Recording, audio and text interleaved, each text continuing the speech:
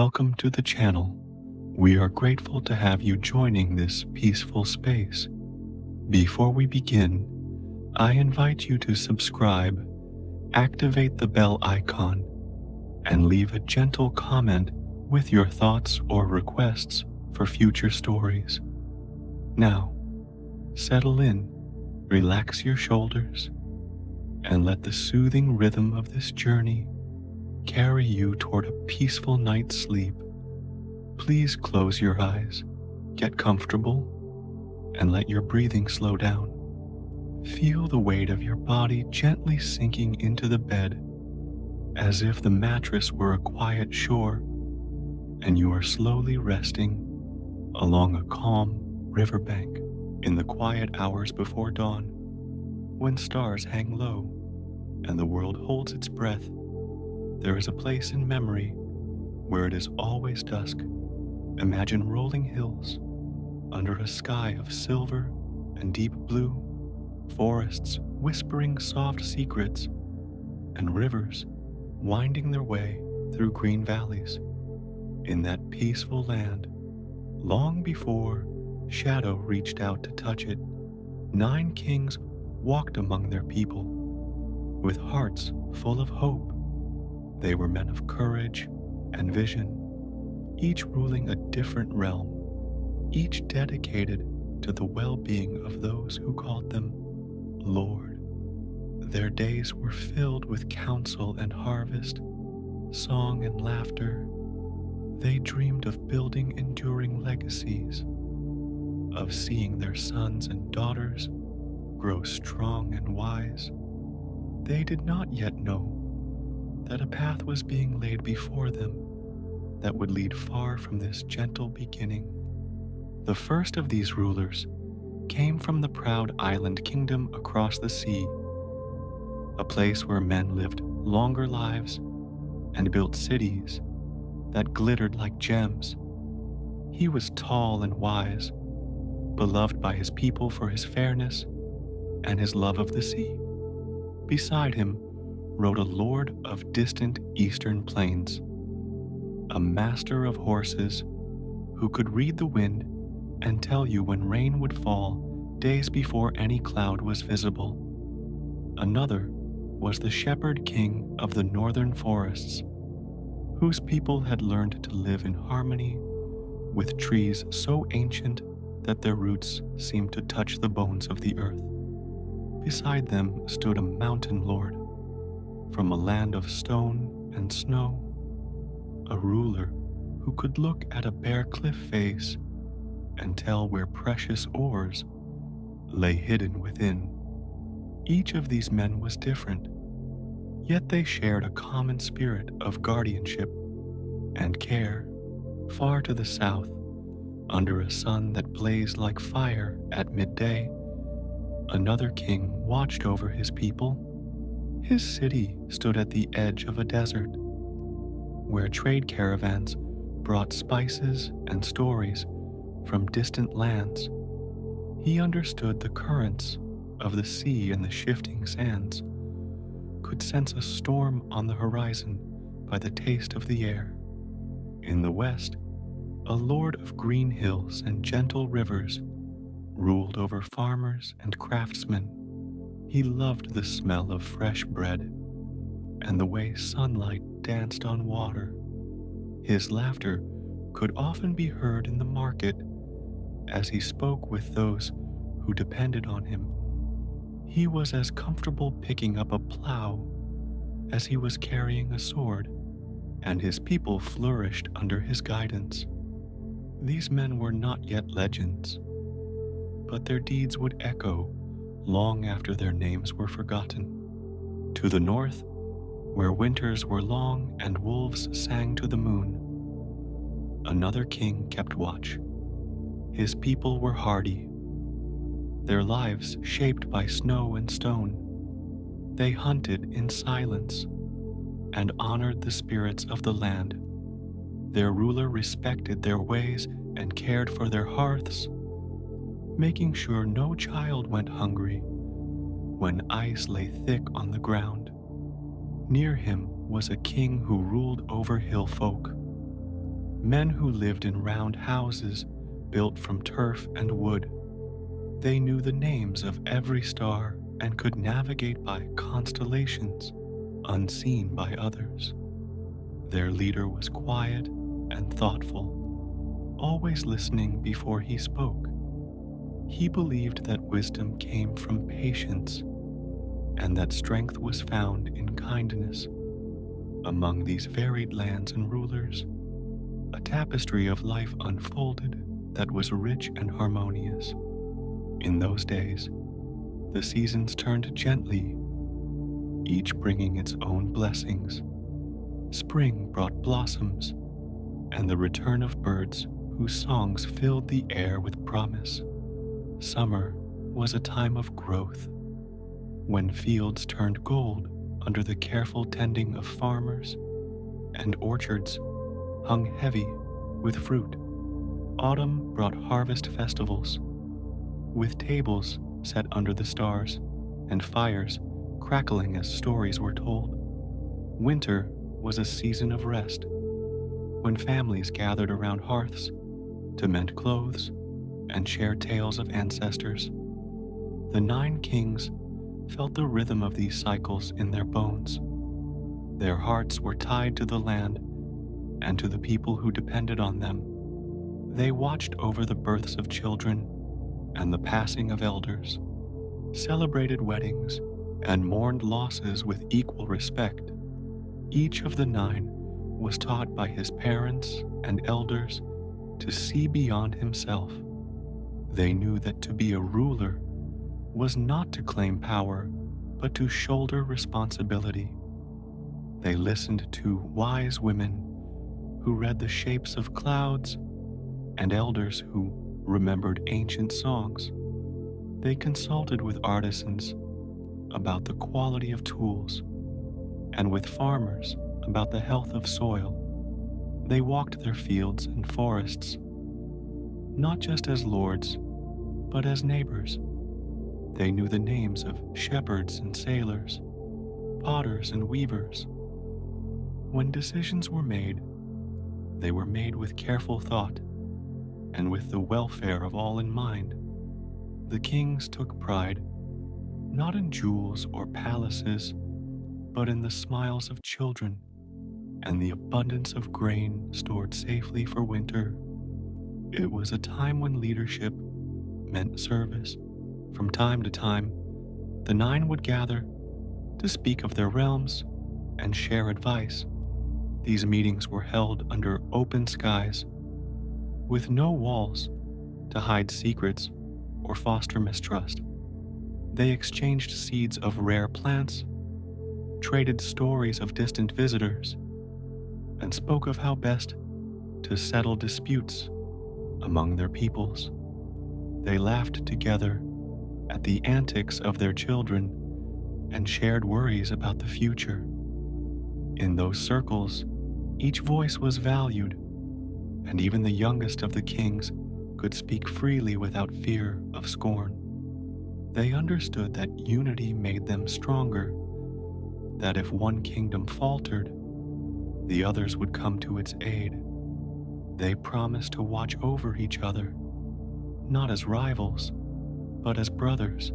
On nights when the moon was full and the air smelled of jasmine and rain, the kings would look up at the stars and wonder about the wider world. They knew that beyond their fields and rivers lay other lands with their own histories and dangers. They had heard stories of elves who lived under starlight and dwarves who delved deep into the earth. They knew of ancient evils that had been defeated in ages past, and they hoped never to see such darkness again. Yet they were not naive. They trained their soldiers well and kept watch along their borders. They understood that peace must be guarded, that vigilance was the price paid for safety.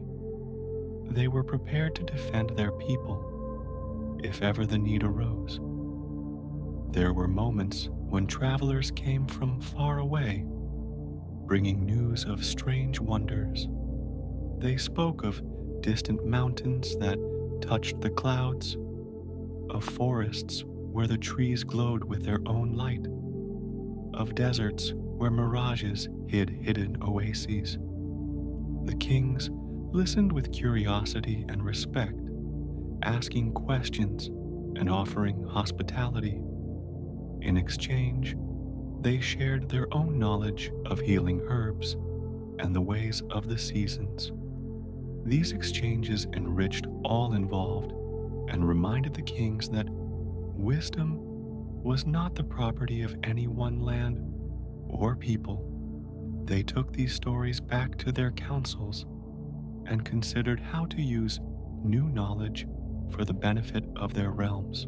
The children of these kings played together at times, forming friendships that ignored borders and titles. They chased each other through meadows, climbed low branches of old trees, and learned to fish in quiet streams. Their laughter echoed across fields, and their small arguments were quickly forgotten. In these innocent games were planted seeds of future alliances, for it is harder to raise a sword against someone you have known since childhood. The kings watched over them with pride, knowing that the future lay not just in strong walls or sharp blades, but in the bonds of affection their children were forming. They hoped those bonds would hold when trials came. As seasons turned into years, the kings grew more experienced. Their hair took on threads of silver, their laughter lines deepened, and their children grew into capable adults ready to take on more responsibility. They taught the next generation what they had learned: to value kindness, to listen to advice, to act with courage when necessary. The kings knew that one day they would be gone, but they found comfort in the thought that their work would continue through those who followed. In the peace of quiet evenings, they would sit by their hearths, sharing stories and sipping warm drinks, content with the knowledge that they had given their best. And yet, despite all this care, there were forces at work beyond their sight, far away, in places they had never been. Plans were forming that would touch each of their lives in ways they could not imagine. Their dreams remained clear and hopeful, but faint whispers of something vast and ancient began to stir at the very edges of their awareness. They could sense change coming, but they could not see its form. As stars wheeled above and rivers continued their endless songs, the 9 kings went about their duties, unaware that this chapter of peace was drawing gently to a close.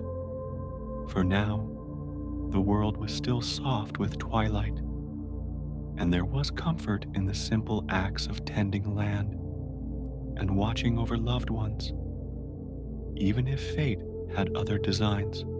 So let us linger for a moment longer in this calm and generous time, breathing slowly, feeling the warmth of a fire and the coolness of night air.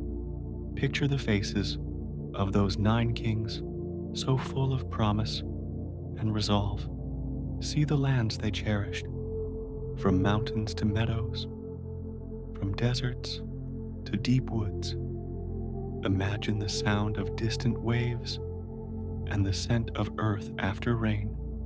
In this quiet story, there is space for your own thoughts to wander, to drift like leaves on a gentle stream. Rest here with them, in this moment between day and night, knowing that the tale is only beginning, and that every long journey starts with a single heartbeat in a peaceful world. As you lie beneath a blanket of stars, allow yourself to feel the same stillness that surrounded those ancient kings.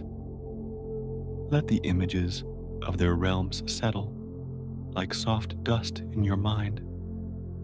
Feel the gentle pull of sleep as if it were a river guiding you toward dreams. The story ahead will carry you through ages and across vast landscapes. But for now, there is nothing to do but breathe and listen. In this opening chapter, the world is safe and kind, and you are welcome to rest alongside the 9 who watch over it. Take comfort in their stories and in your own journey. In this chapter, the world remains hushed, but new figures enter the scene with quiet grace. In the far reaches of the realm, where the elves shaped metal and song, a stranger arrived with kindness in his eyes and wisdom in his hands. He called himself the Lord of Gifts, bringing knowledge of crafts that seemed born of starfire and secret whispers. His steps on the stone paths of the elven city were soft, his words gentle as dew on leaves. To ears that knew only music and laughter, his voice promised wonders yet unseen. The artisans felt a thrill when he spoke of forging metals in ways they had not imagined, of binding strength and beauty together in perfect harmony. This stranger, fair of form and silver-tongued, asked for nothing in return but the chance to share his skills. The elven smiths, who took pride in their mastery, welcomed him to their forges. They showed him halls where fires burned with dragon's breath and anvils glowed with runes of ages past. Together they worked, hammers rising and falling, in rhythmic dance, sparks flying like shooting stars that vanished before touching the ground. Days blended into weeks as knowledge and trust grew. The stranger taught them to refine gold so that it held light within itself, and to set gemstones so that they seemed to breathe. He spoke of balance, of crafting items that were not merely tools, but companions to those who would wear them. His touch was delicate, his guidance precise, and soon the elven smiths found themselves achieving feats they had never thought possible. In time, as whispers of his generosity spread, the stranger proposed an idea that seemed both noble and wise.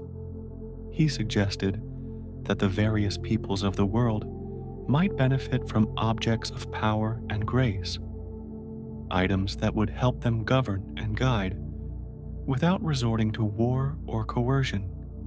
The suggestion was made over shared meals and quiet walks beneath flowering trees. It was presented as a gift, born of friendship between races, a way to strengthen bonds and ensure prosperity.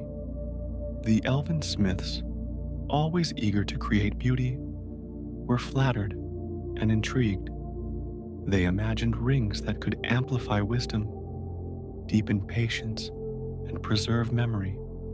They imagined a world where such artifacts would foster cooperation instead of conflict.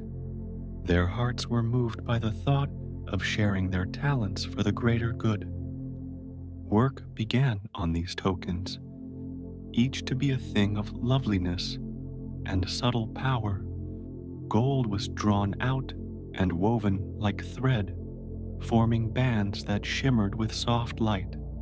Stones were chosen not for their size or value, but for the way they caught dawn's first rays or held a fragment of sunset. Elven inscriptions were etched along the inside of each ring, lines of poetry and blessing that spoke of unity and care. The stranger watched over the process with patient delight, offering advice and encouragement, while his eyes gleamed with a secret joy. He suggested small additions here and there, a twist to strengthen the band, a particular combination of metals to enhance durability that seemed harmless at the time. The smiths thanked him for his insight, unaware of the deeper purpose woven into these suggestions. When the rings were finished, there were 9 set aside for men, 9 circles of gold that glowed like captured sunlight. Each was unique, yet part of a family, like brothers carved from the same piece of wood. They lay on soft cloths in a hall filled with the scent of warm metal and sweet incense. It was decided that they would be offered as gifts to those kings who had proved themselves wise and compassionate. The stranger himself composed letters full of praise and humility, inviting the kings to accept these tokens as symbols of alliance and mutual respect. Messengers were sent across oceans and over mountains, bearing the rings in padded boxes, unaware of the threads binding each ring to a will far from their own. One by one, the kings received their invitations. The island lord read his letter by candlelight, touched by the care put into every word. He thought of the long journeys he had made and how often he had wished for guidance beyond his own experience. The horse lord of the plains held the ring up to the sun and marveled at how it seemed to capture light itself. He imagined his riders moving as one, guided by clarity that rose above dust and fear. The forest king traced the delicate patterns on the band and felt something like the rustle of leaves in high branches. He thought of listening to birdsong and understanding its meaning. Each king saw in the gift something that spoke to his deepest desires and responsibilities. They all accepted, believing that the elves had crafted these treasures out of friendship and honor. When the kings placed the rings upon their fingers, a warmth flowed through them, like sunlight after a long winter. They stood a little taller, their senses sharpened as if a mist had lifted. Colors seemed more vivid, distances easier to judge, and the whispering of wind carried meaning where before there had been only sound. Problems that had puzzled them for years now seemed to unravel with ease. They were filled with gratitude toward the elven smiths and the generous stranger who had arranged this extraordinary act of goodwill. Each king resolved to use his new abilities for the betterment of his people, to safeguard the weak, and to guide the strong toward kindness. Their hearts swelled with the belief that a new era of prosperity had begun. As the days followed, the gifts continued to reveal hidden virtues. The Sea Lord found that he could sense the moods of the ocean more keenly than ever before. He predicted storms not just by clouds and wind, but by a feeling in his bones. The Horse Lord heard the thoughts of his steeds in subtle ways, understanding when they needed rest or water without being told. The Mountain Lord discovered that stone itself whispered secrets to him, telling him where to dig for veins of ore and when to avoid areas where rock was unstable. The Forest King could feel the health of his trees and could direct harvesters to take branches in ways that would not harm the grove. Each discovery reinforced their faith in the wisdom of the elves and in the kindness of the stranger. The stranger, meanwhile, continued to work in the forge halls. He crafted other rings as well, meant for dwarves and elves, each imbued with its own unique qualities. He spoke gently to all who approached, never raising his voice, always offering a reassuring smile. Yet in the depths of his eyes, there was a flicker that few noticed, a hint of something ancient and restless. When alone, his fingers traced patterns in the air that no one else could see. He murmured words in a tongue forgotten by most, and the fires dimmed as if listening. He was weaving into the gold something more than beauty or strength. He was binding a thread of his own will, so fine that even the wisest among the elves did not perceive it. It lay dormant within each ring, waiting to awaken at his command. To some, small signs might have hinted at another purpose. A craftsman might have felt an unease when touching a certain finished ring, a fleeting impression that quickly faded like dew. A songbird might have stopped its tune when the stranger passed by, only to resume once he was gone. But such moments were easy to dismiss in the joy of creation. The stranger's fair words and noble bearing disarmed suspicion. He spoke of unity and peace with such conviction that those around him wanted to believe. And so the forging continued, untroubled by doubt. When the last ring was polished and placed beside the others, there was applause and celebration. Few paused to consider that true motives could hide behind even the kindest smile. The halls of the elven city glowed with lantern light. On the evening the stranger prepared to depart, friends gathered to bid him farewell, offering gifts and blessings for safe travels. He thanked them with a tenderness that seemed genuine, assuring them that their paths would cross again in happier times. He hugged the smiths who had worked at his side, their eyes misty with gratitude. In truth, he felt a thrill at the thought of what he had accomplished. He had planted seeds that would take root far and wide. Though outwardly he left alone, he was accompanied by an invisible network of bonds, now stretching across many kingdoms. Each ring he had helped craft was a link in a chain that led back to him.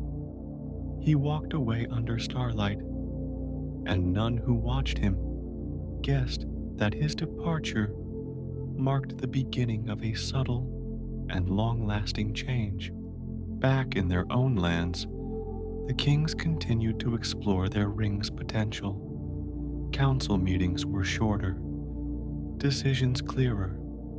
Trade agreements were negotiated with unusual fairness, and disputes between neighboring villages were resolved in ways that left all parties satisfied. The gifts seemed to enhance not only their abilities, but their patience and empathy. Artists found new inspiration, and farmers discovered improved methods of planting. The rings became part of daily life, hardly noticed, except when their benefits made tasks easier or safer. The kings did not boast about them. Instead, they quietly integrated their use into their responsibilities. At night, when they removed the rings to rest, they sometimes felt a slight longing to put them back on, but it was subtle enough to ignore. Time passed, and the memory of how the rings had come into their possession began to blur. The stranger's name was still spoken with respect, but he was seldom mentioned in everyday conversation. The kings took pride in their improved realms, attributing successes to good governance rather than to the adornments on their fingers. They still felt gratitude toward the elves, but it was now part of a general sense of goodwill rather than a sharp memory of a specific gift. The rings themselves became symbols of office as much as tools. They were kept clean and safe, shown to envoys as evidence of alliances, and passed from one finger to another with ceremony when a ruler had to depart on a journey. It might have remained thus for ages, if not for the hidden thread woven into each golden band. Far away, the stranger who had introduced himself as the Lord of Gifts continued his own work. He remembered the faces of the kings and the warmth of elven forges, but he also remembered other, darker times. In his heart burned a desire not for friendship, but for control. He had learned from his former master, and though he stood now at his own anvil, he was guided by ambitions older than the mountains. He imagined a world ordered according to his design, its paths straight, and its inhabitants obedient. The 9 rings were part of that vision, strands in a web meant to draw power toward a central point. At night, beneath the same stars that had watched the kings receive their gifts, the stranger whispered to the metals he forged. He poured more of himself into a single new ring, one that would rule over all the others. But in this quiet chapter, we will pause before that moment unfolds. For now, the 9 kings still believe they have been given the means to protect and nurture. They do not yet see the hidden thread that joins them to a distant will. They do not hear the faint call that will one day draw them from their courts to a land of ash and shadow. Here in this part of the tale, only the gentle hum of the ring's presence is heard, soothing as a lullaby, and unnoticed by those who wear them. Sleep softly with that sound in your ears, trusting in the peace that still blankets the world. In our minds, we can picture the halls of craftsmen glowing with the gentle light of forge fires. We can imagine the kings slipping their rings on with quiet anticipation, and we can sense the unseen bonds being woven. The evening breeze carries the smell of heated metal and fresh parchment. The moon watches with indifferent serenity as events unfold that will echo across millennia. There is a sense that time is both slow and swift, that the smallest choices can have the greatest consequences. As you drift on this stream of images, let your thoughts rest in the awareness that nothing appears to change on the surface. Rivers continue their courses, crops are sown and harvested, and children grow. The world remains beautiful and calm for now, and so may your sleep. The months and years that followed the gifting of the rings were filled with peace and prosperity. Fields ripened under gentle suns, and harvests filled granaries to overflowing. The kings walked among their people with a renewed sense of purpose, hearts lightened by the knowledge that their judgments were guided by a clarity that felt almost divine. With the rings on their fingers, they could see further, think more deeply, and listen with greater patience. They used these abilities to improve lives, Roads were repaired, wells dug, and disputes settled with justice. Songwriters composed ballads about this golden age, and grandmothers told their grandchildren how fortunate they were to live under such wise leaders. There was a sense that the world had entered a season of lasting abundance, and that nothing would disturb this balance. For a time, the rings seemed like nothing more than refined tools, extensions of the ruler's own virtues. The island king could interpret the shifting of waves as easily as a farmer reads the weather. He sent his ships out at exactly the right moment, avoiding storms and finding favorable winds. The Horse Lord planned migrations and training schedules so well that his people and animals seldom knew hunger or fatigue. The Forest King led his people in sustainable harvests and taught them to listen to whispers in the leaves. The Mountain Lord had his miners extract ore with minimal waste and oversaw building projects that blended perfectly with the land. Each success seemed a confirmation that they had been right to accept the gifts, and that their alliances with the elves and their unknown benefactor were bearing good fruit. As they wore the rings day after day, however, small changes began to take root, scarcely noticeable amid the busy, contented lives they led. Meetings that once ran long now wrapped up with surprising brevity. Solutions to problems that had seemed insurmountable came quickly to mind.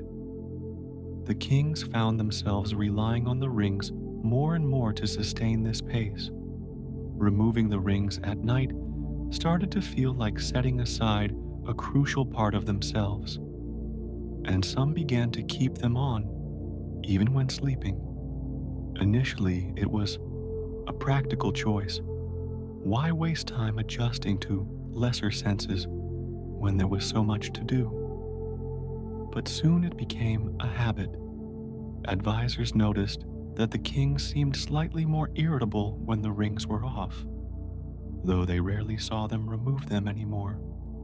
The kings themselves would have scoffed at the idea that they had grown dependent on them. In their dreams, subtle images crept in.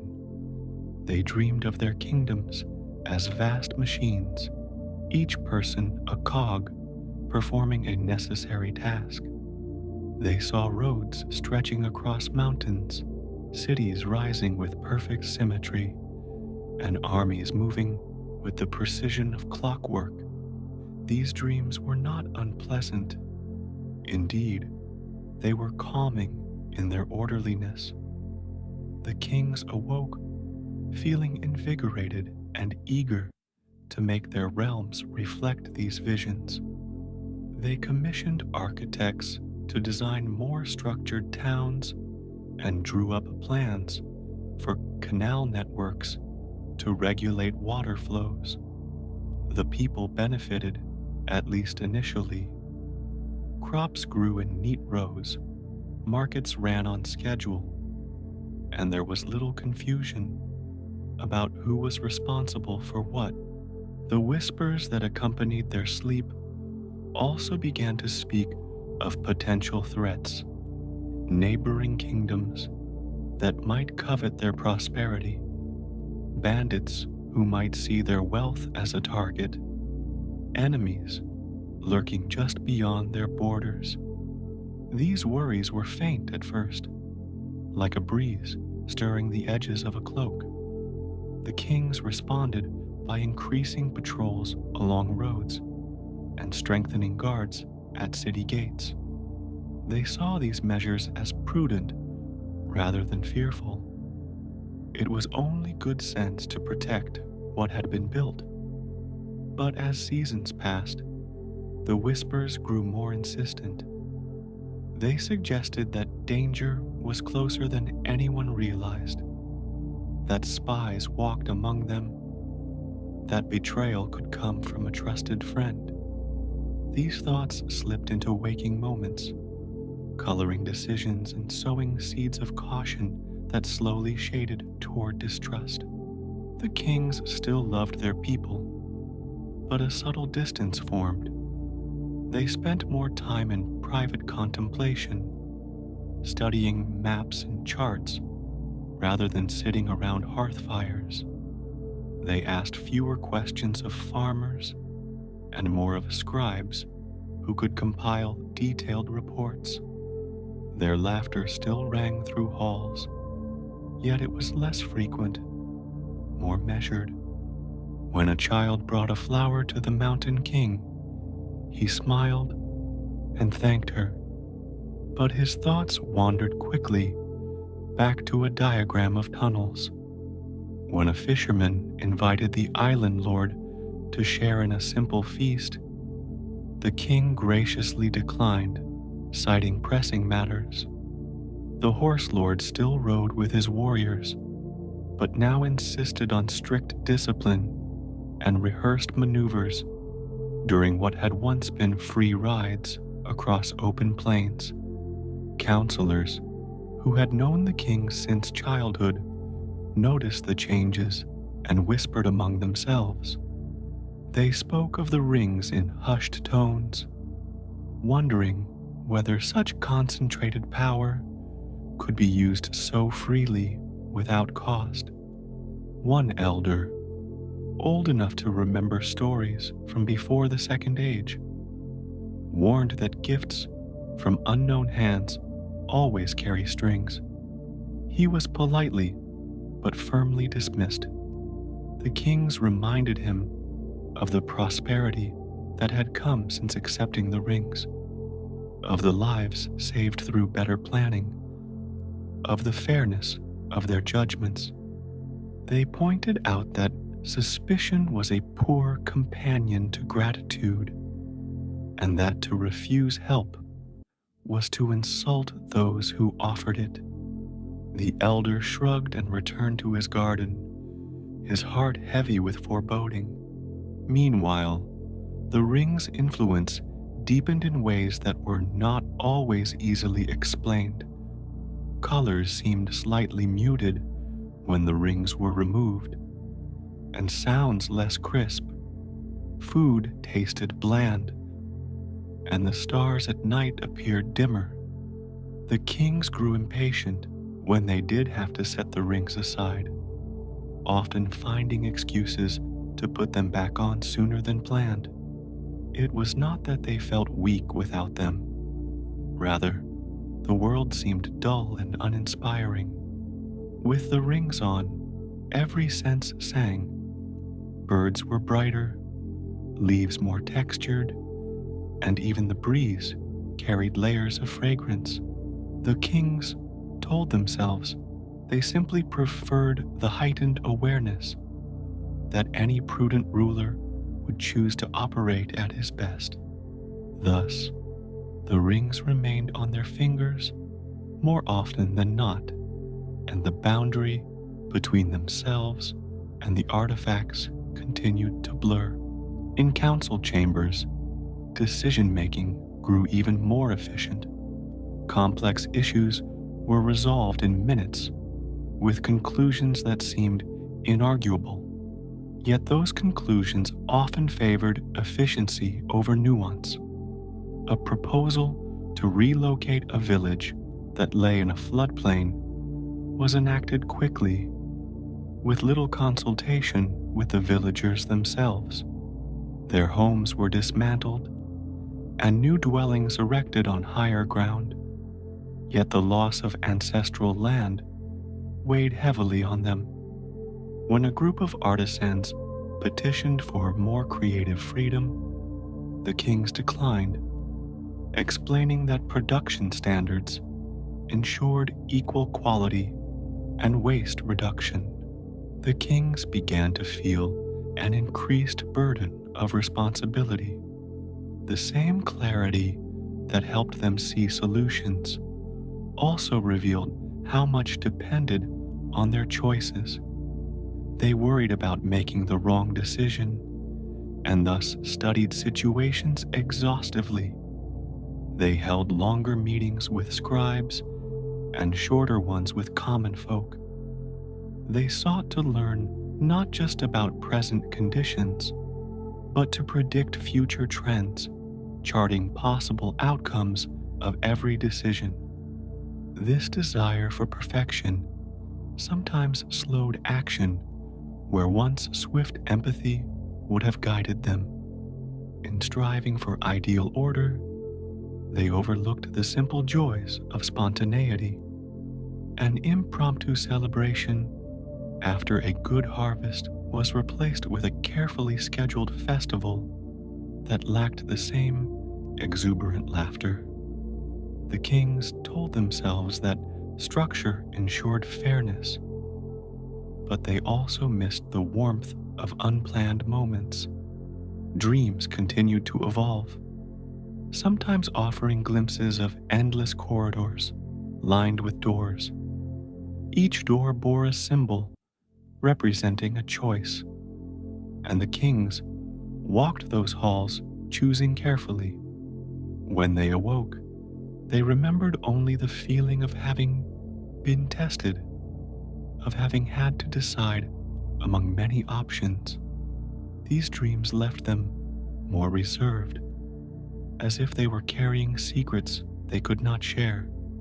Occasionally, they felt a presence in the dreams, a comforting figure that walked with them and pointed out which doors to open. They could not recall his face, but his guidance felt familiar, like the stranger who had first offered the rings.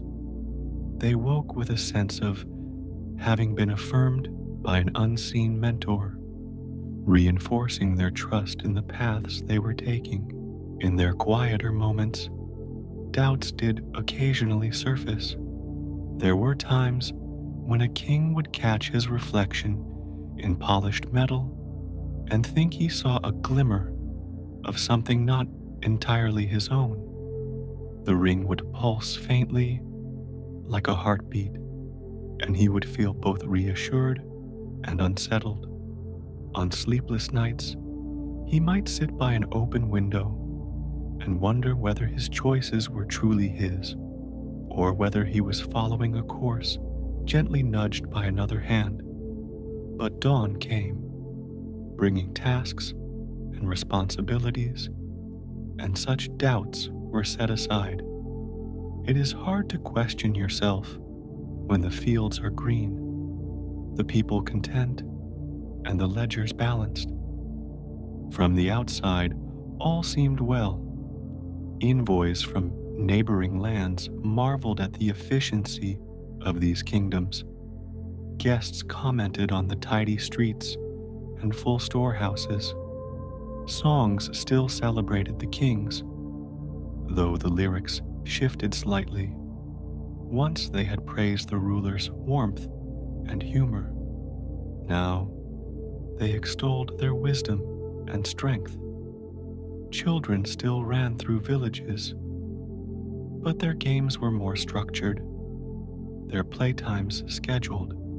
Subtle differences also appeared in the king's relationships with one another, where once they had met under open skies to share stories and laugh, now their gatherings were more formal.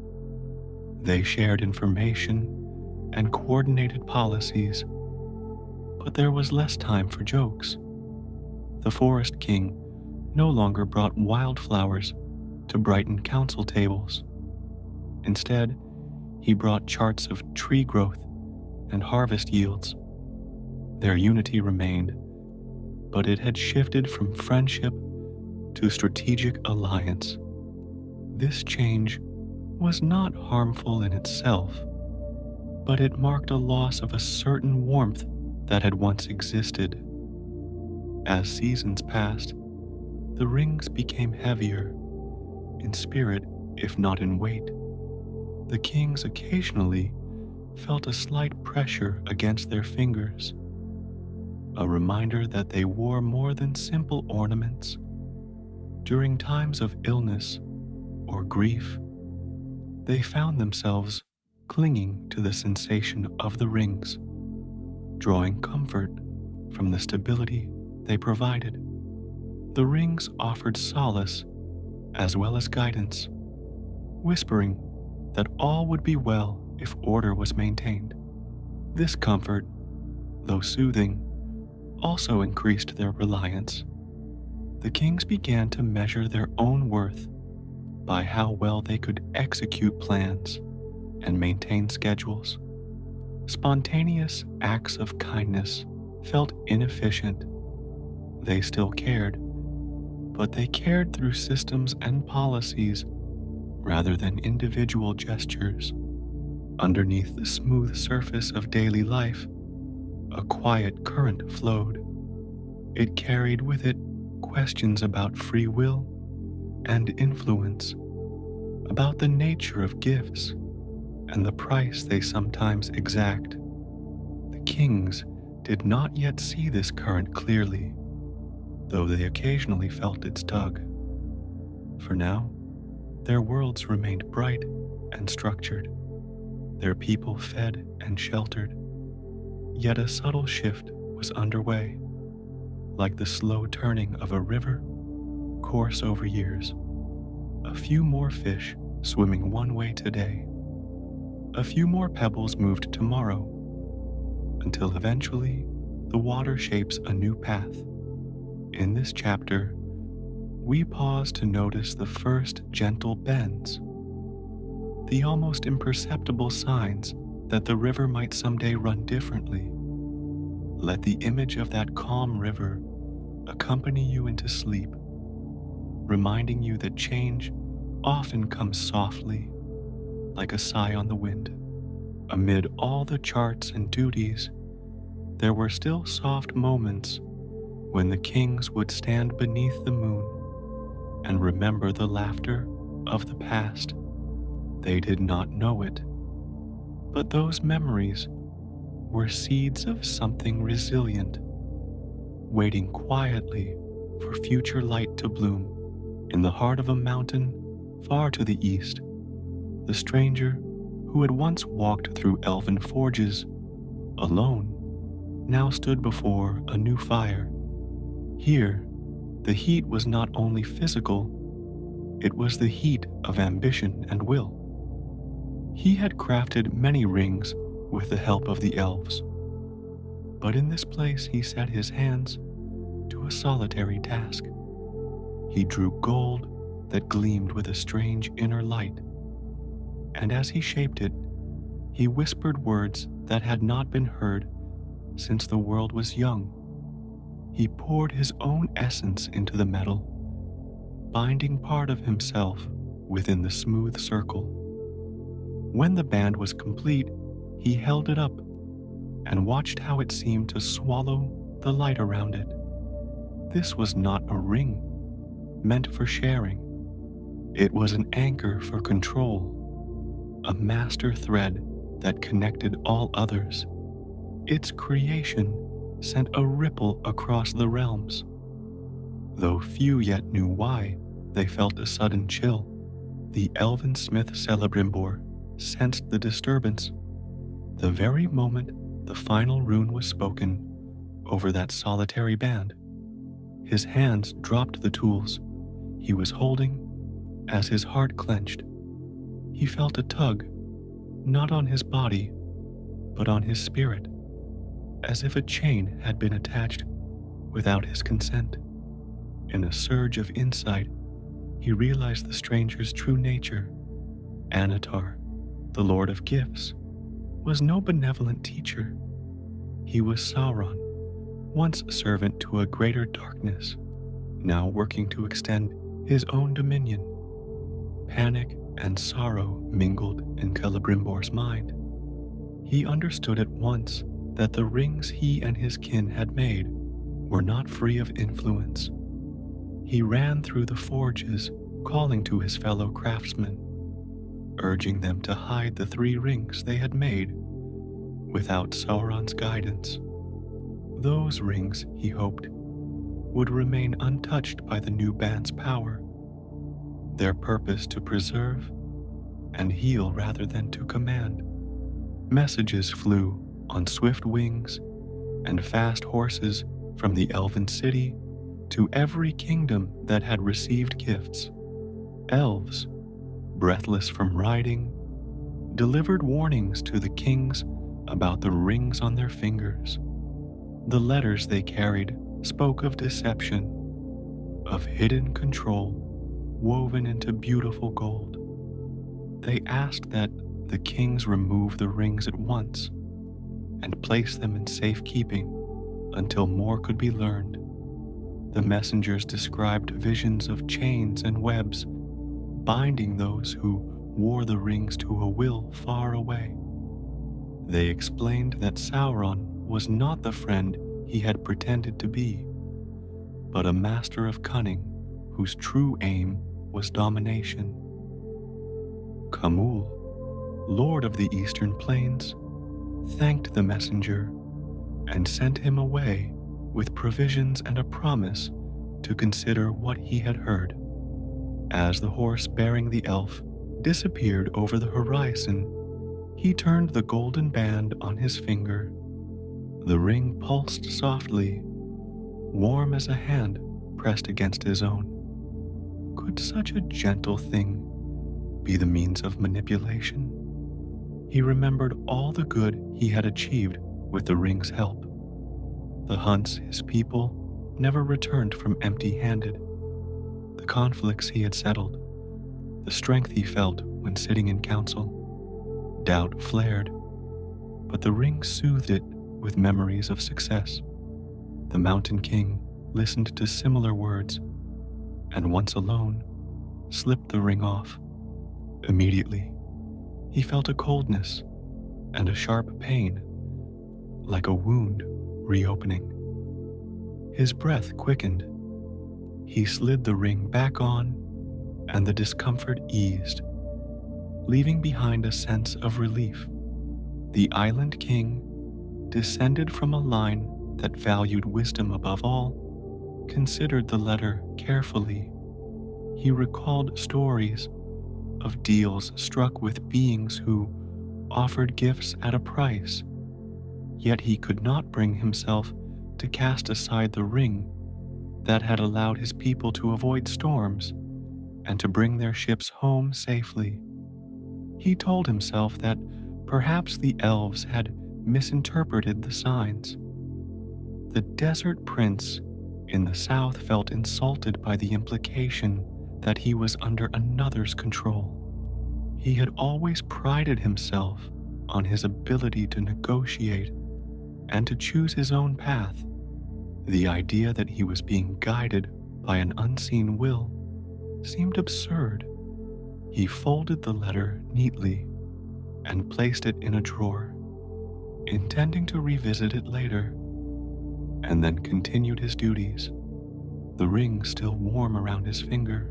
Celebrimbor's warnings reached elven allies as well. In Rivendell and Lothlorien, leaders like Elrond and Galadriel read the letters and felt the same tug on their spirits. They consulted with each other and with their own rings, Vilya, Narya, and Nenya, rings made without Sauron's hand. They decided to take off their rings and hide them.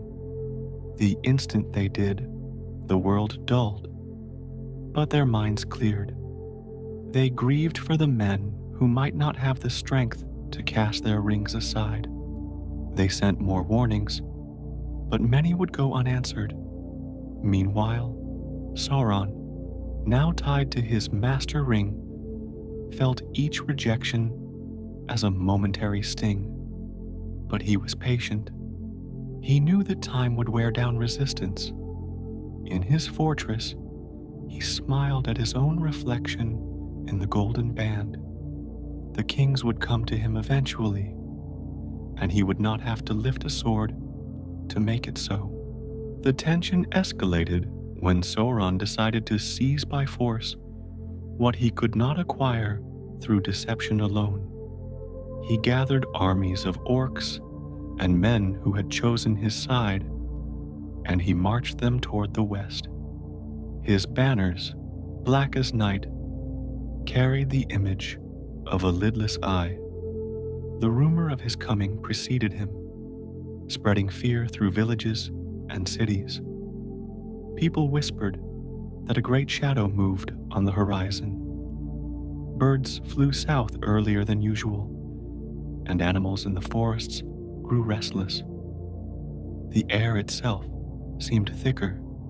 When Sauron's forces reached the borders of Eregion, the realm where the rings had been made, the war began in earnest. The clash of metal, the thrum of drums, the cries of warriors carried through valleys. But in this telling, we will soften those sounds. Imagine instead a distant thunder, a storm seen from afar, its power felt through the vibrations in the earth. Eregion was known for its beautiful gardens and its skilled craftsmen. Its towers were topped with domes that glimmered like water under moonlight. Celebrimbor and his people defended their home with courage and desperation, but they were artisans first, not soldiers. They called for help from their kin, and some answered. Elrond led a group of warriors from the east, and other allies joined. Still, Sauron's forces were vast. The fair halls of Eregion were breached. Forges that had once sung with the sound of hammers now rang with alarm. Firelight danced not from creativity, but from destruction. Celebrimbor himself was captured and taken to Sauron's camp. There, the master smith endured questioning. He was bound and pressed for the location of the three rings. Even under pain, Celebrimbor did not reveal where Narya, Vilya, and Nenya were hidden. He knew that their power must not fall into Sauron's hands. Within Eregion, mothers gathered their children and fled westward as far as they could, while fathers and older brothers stood shoulder to shoulder on makeshift barricades. The kings felt vibrations through their rings as metal clashed with metal. They sensed danger, but did not fully understand its source. Some dispatched small companies of men to aid the elves, but the distance was great and the war swift. By the time help could have arrived, Eregion's outer walls had fallen. The city's gardens were trampled, its libraries burned. Those who survived the onslaught escaped into the wilderness or retreated to other elven refuges. The flowering trees that had shaded scholars and children alike now stood over ruined streets. Yet even in ruin, seeds remained, and those seeds would later sprout anew. Sauron's victory was vast, but not complete. The three rings had been hidden, and he could not find them. Worse, news of his assault enraged other powers. The High King of the Elves, Gil-galad, marshaled his forces. He aligned with men of the Western Isles, led by a noble who would later be remembered as a great mariner. An alliance formed that Sauron had not expected so soon. Armies that he had thought scattered gathered together. They marched, glittering in sunlight, armor shining, banners bright. From the north, from the south, from across the sea, they converged. Sauron's war that had begun with stealth now faced open resistance. He withdrew his troops from Eregion and prepared to meet these forces in more favorable ground. During these events, the nine kings went about their duties, a mix of concern and denial coloring their days. They heard tales of battles and of a darkness moving, yet their rings continued to whisper reassurance. They held councils and debated whether to intervene fully. The island king argued that his ships could not be spared, as storms threatened his coasts. The horse lord worried that moving his cavalry far from home would leave his people vulnerable. The mountain lord found comfort in the stone of his halls and believed that no enemy could cross the rugged passes to reach his realm. Their advisors, hearing of wars among elves, thought it prudent to stay focused on their own borders, and so they did, even as black banners marched across lands that once knew only fair winds and birdsong.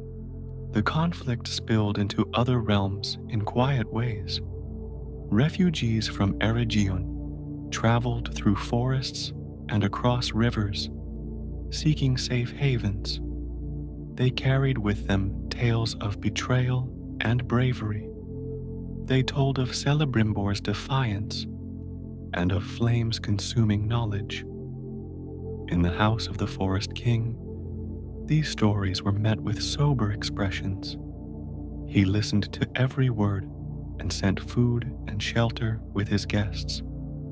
Yet even as he gave, he felt the ring on his finger encourage caution. He could not afford to take in too many, the ring seemed to say, or his own people would suffer. Elsewhere, at the Mountain King's table, a traveler spoke of Sauron's eye, and the king clenched his jaw, feeling his ring pulse.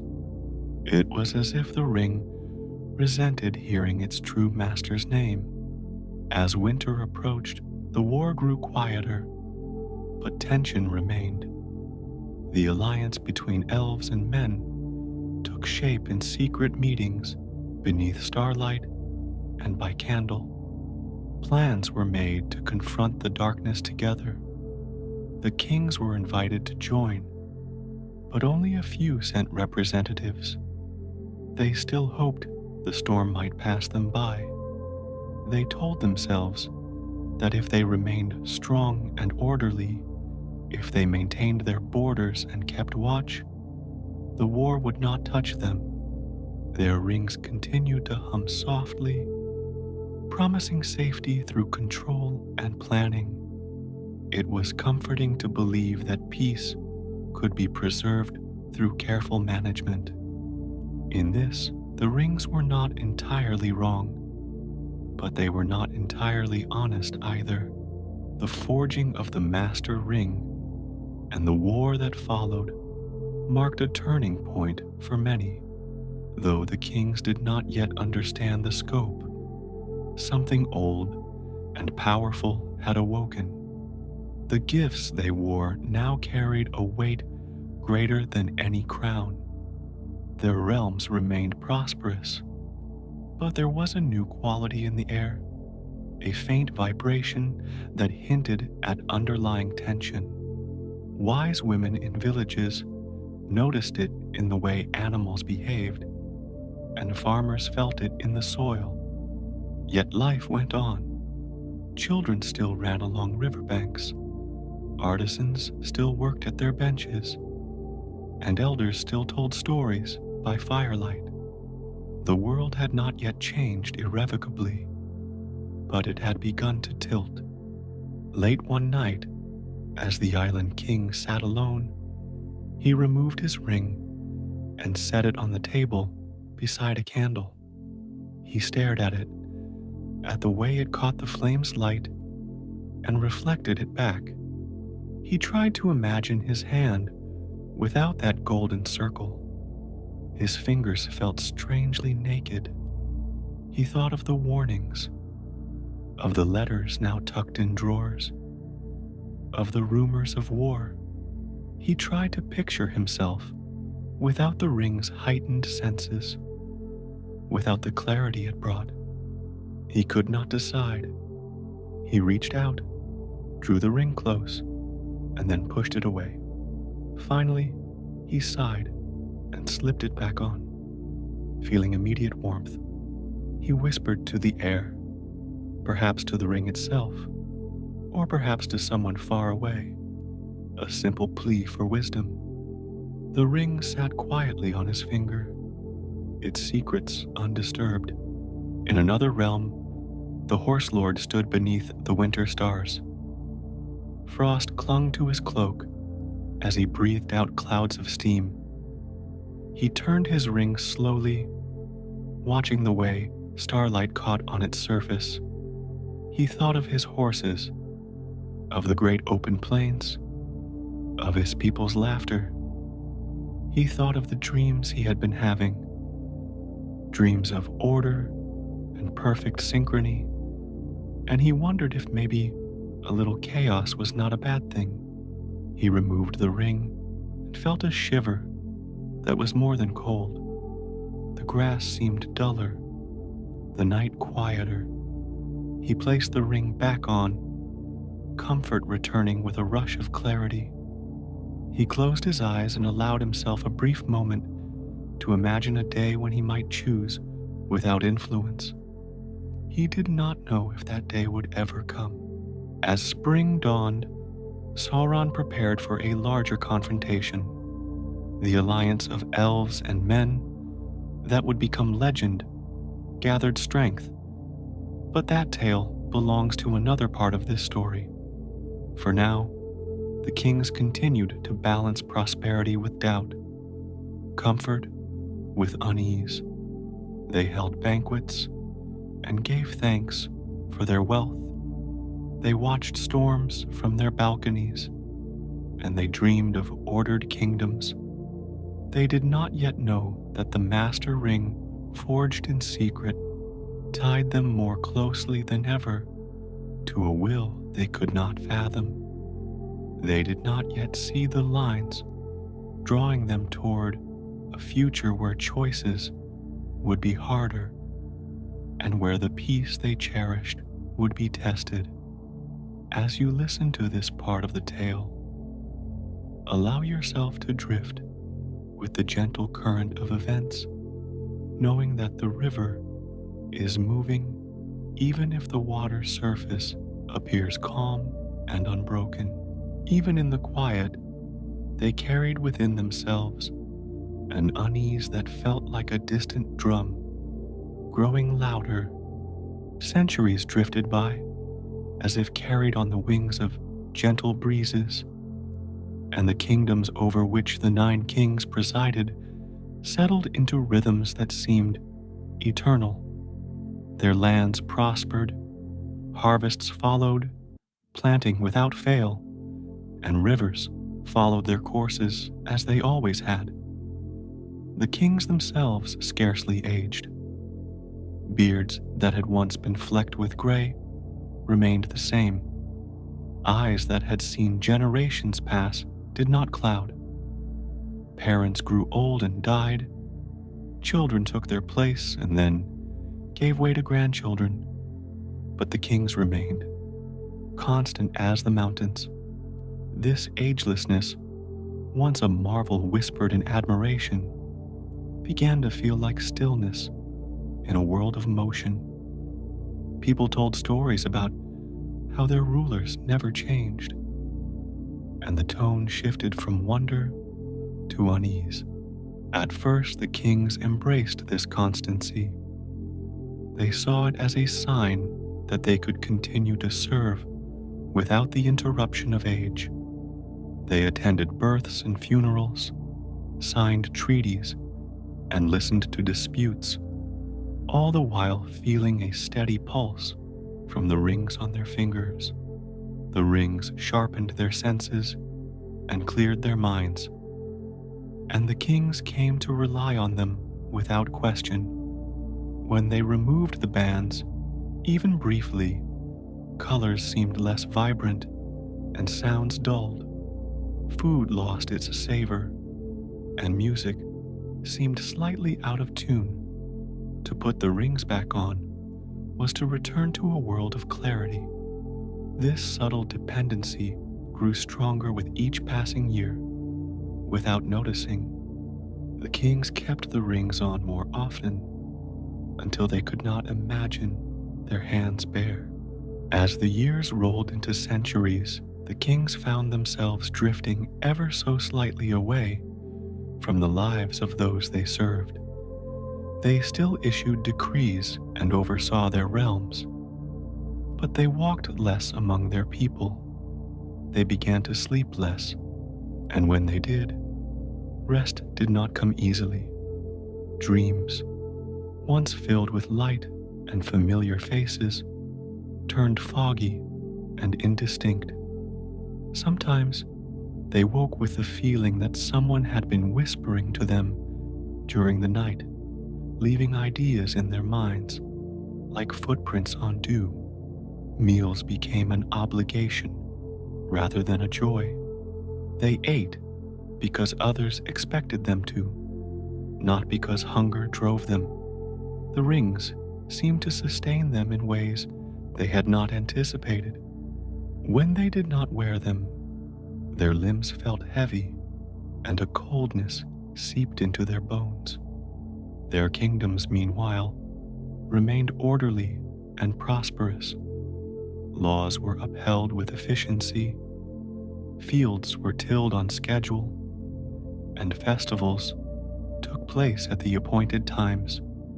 But something intangible had changed. Songs were still sung, yet the tunes were gentler, the lyrics more subdued. Jokes were still told, but the laughter that followed was quieter. Harvest celebrations included all the right foods, yet they lacked the spontaneous dancing that once had lasted long into the night. The kings noticed these shifts, but attributed them to the natural maturation of their societies.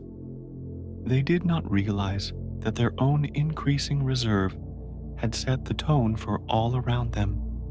Warmth was replaced by ritual, kindness by obligation. The love between ruler and subject, once a living thread woven daily, became formalized in laws and oaths.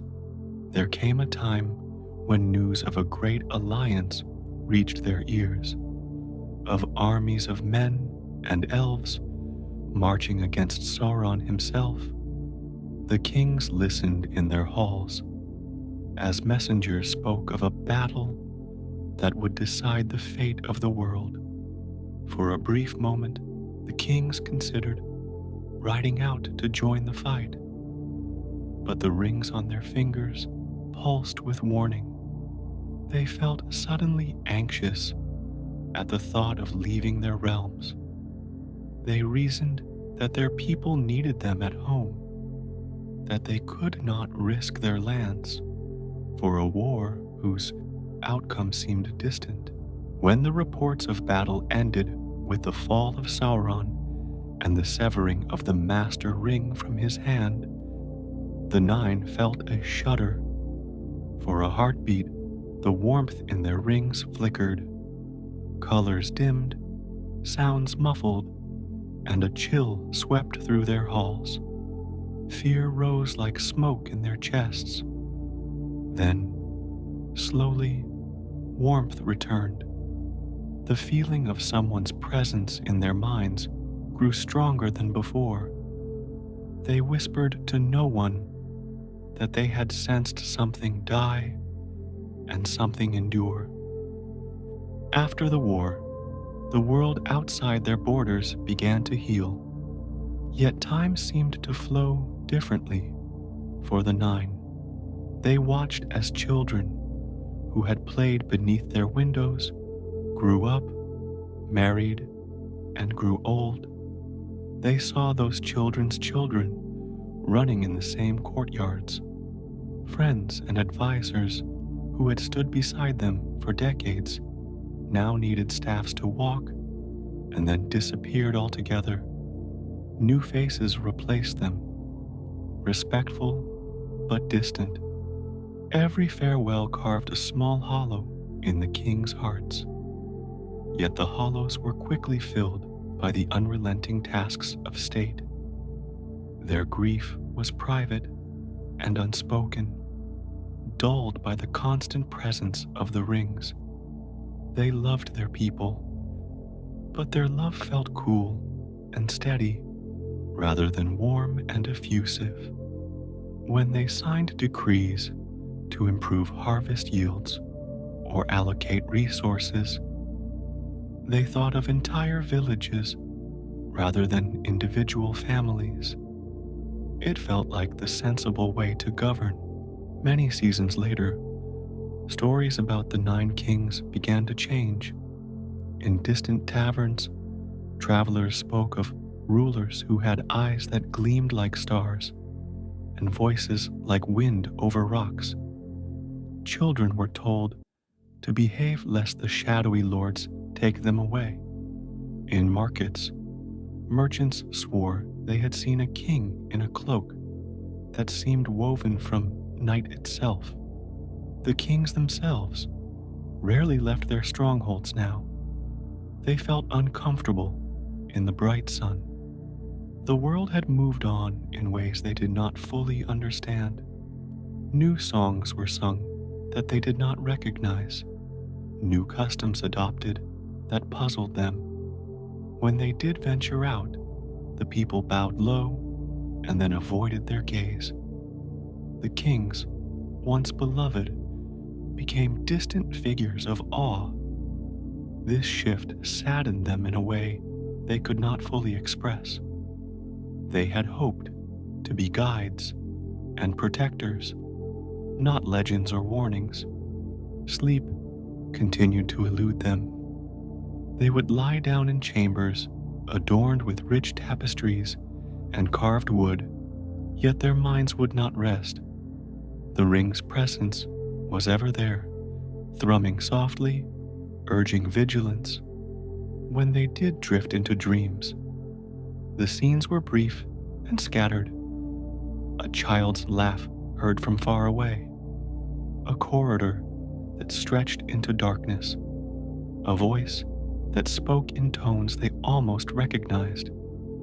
They no longer dreamed of riding through forests or dining among friends. They dreamed of order, of lines drawn on maps, of lists of tasks to be completed. Waking brought no relief. Their days were filled with decisions and signatures, but their nights were filled with emptiness. Meals tasted of nothing. Music sounded thin. They began to wear darker garments and spoke less. They did not cry. It was as if tears belonged to another life. In rare moments of honesty, some of the kings confided in their closest advisors that they felt trapped between life and something else.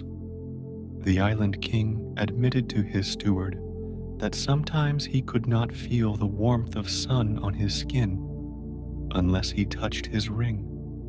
The forest king told an old friend that birds' songs no longer stirred his heart unless he pressed the band against his lips. The mountain king confessed to his scribe that the ring's whispers made it hard to hear his own thoughts. Each time, the confidant suggested resting or setting the ring aside. Each time, when the ring was removed, pain and fear surged so strongly that the kings would gasp and quickly put it back on. The idea of being without the ring felt like losing a limb. They justified this dependency by telling themselves that they were too important to risk such weakness. Even as isolation grew, the kings still held on to memories of the days when they had walked among their people with laughter on their lips. They cherished those recollections like precious gems, bringing them out in quiet moments. They remembered the feel of soil between their fingers, the taste of fresh bread shared with a farmer, the sound of a baby's first cry. They remembered the simple joy of watching a sunrise without calculating how it would affect planting schedules or trade shipments. These memories warmed them on nights when the wind howled outside their windows. They were a reminder of why they had accepted the rings in the first place, of the desire to protect and to see their people flourish. They told themselves that those early dreams still guided them, even as their lives had narrowed to halls and councils. Their love had not vanished, but it had changed. It flowed like a clear, cold river through their veins instead of bubbling like a warm spring. They continued to rule wisely, making choices that benefited many. They continued to ensure their people were fed and safe. They took no personal pleasure in cruelty or oppression. Yet the love they offered was steady and distant. They watched children play and felt an echo of happiness rather than joining in. They listened to newlyweds make vows and felt a mild satisfaction rather than joy. They were guardians without being companions, pillars rather than partners. As time lengthened, they wondered if there might come a day when the rings would no longer whisper, when the world would turn and they would be free. Until then, they carried on, their hearts steady, even as their hands grew ever more entwined with the golden bands they could no longer remove. And so, centuries continued their slow march, each leaving its mark on the world, but barely touching the kings who had bound themselves to unaging purpose. They stood at windows and watched rain fall on gardens, listened to bells ring across valleys, and felt the steady presence of the rings on their skin. They remembered laughter and held it like a candle against the encroaching night of their existence. They whispered blessings over sleeping villages and felt satisfaction when those villages woke to plenty. They could not go back to who they had been, but they could hold on to why they had accepted the rings, to love and to serve. In that quiet love, however cool, there was still something true. Let your own thoughts rest now with theirs, drifting like leaves on a timeless stream, knowing that even in a story of slow transformation, warmth can be found in memory. As the Third Age wore on, the wider world seemed to move faster, while the Nine felt increasingly bound to their fixed points. Kingdoms to the south rose and fell. New cities were founded and old ones abandoned. Fresh songs were composed in languages the kings had never heard. Sailors spoke of lands beyond the horizon. Traders brought spices and fabrics never seen before, and artisans invented new tools and art forms. Yet the kings, anchored by their rings, did not travel to witness these changes. They heard of them only in reports and stories. The unfamiliar names of distant rulers and heroes passed through their halls like clouds across a sky they seldom walked under. They felt a pang of curiosity, but the rings tightened, reminding them of their duties at home. The kings told themselves that to remain was to honor their responsibility, and thus they stayed, becoming ever more like statues carved from time itself. Sometimes, a traveler from afar would sit by a fire in one of their halls and begin to recite a tale of courage or love from a country the kings had never seen. The kings listened, eyes brightening for a moment, their minds transported beyond stone walls to lush jungles or windswept deserts. In these moments, they felt a stirring of the old restlessness that had led them to accept the rings. They wondered what their lives might have been if they had taken another path. As the traveler's voice faded, the kings touched their rings and felt the familiar warmth and the gentle pressure of obligation. The visions dissolved, replaced by ledgers and laws. Still, those fleeting glimpses fed a quiet hope, a belief that even if they could not walk those paths themselves, they could keep the roads safe for those who would. One evening, as twilight painted the sky in gold, the kings gathered together for the first time in many years. They sat beneath a canopy of stars and spoke quietly of what they had seen and felt. They shared their memories of laughter and of darkness, of moments when they had almost removed their rings, and moments when they had felt utterly alone. They did not seek solutions. Instead, they took comfort in the presence of others who understood the same strange burden. In that moment of fellowship, something softened in each of them.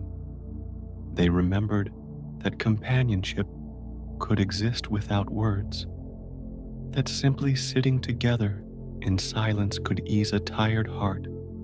They returned to their halls, carrying this gentle warmth, and their steps felt lighter.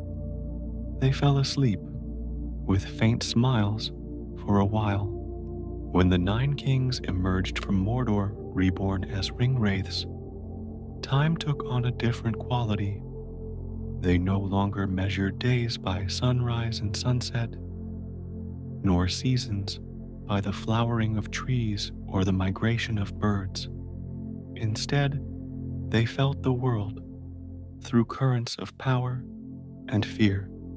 Their senses, sharpened beyond mortal limits, now perceived hearts beating in distant halls and whispers carried by winds across mountain ranges. They rode unseen through lands that had once welcomed them as men. Where once they had offered comfort and protection, they now spread dread simply by their presence. Villagers sensed them before they were seen. Animals went silent as they passed.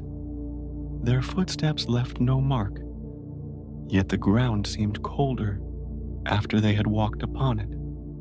Sauron gave them tasks that matched their new nature. They were to be his eyes and hands in places where his own presence might draw too much attention. The Witch King, once the greatest among them in wisdom and leadership, became chief of the Nazgul. He moved with a purpose both patient and implacable.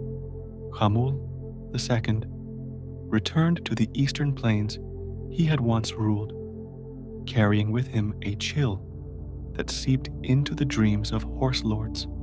Others were sent to far-flung regions, one to the snowy wastes of the north, another to the deep forests where shadows had always lingered. They did not travel as kings any longer. They traveled as shadows and commands. Their mission was to sow discontent, whisper promises, and bind the wills of men to their master.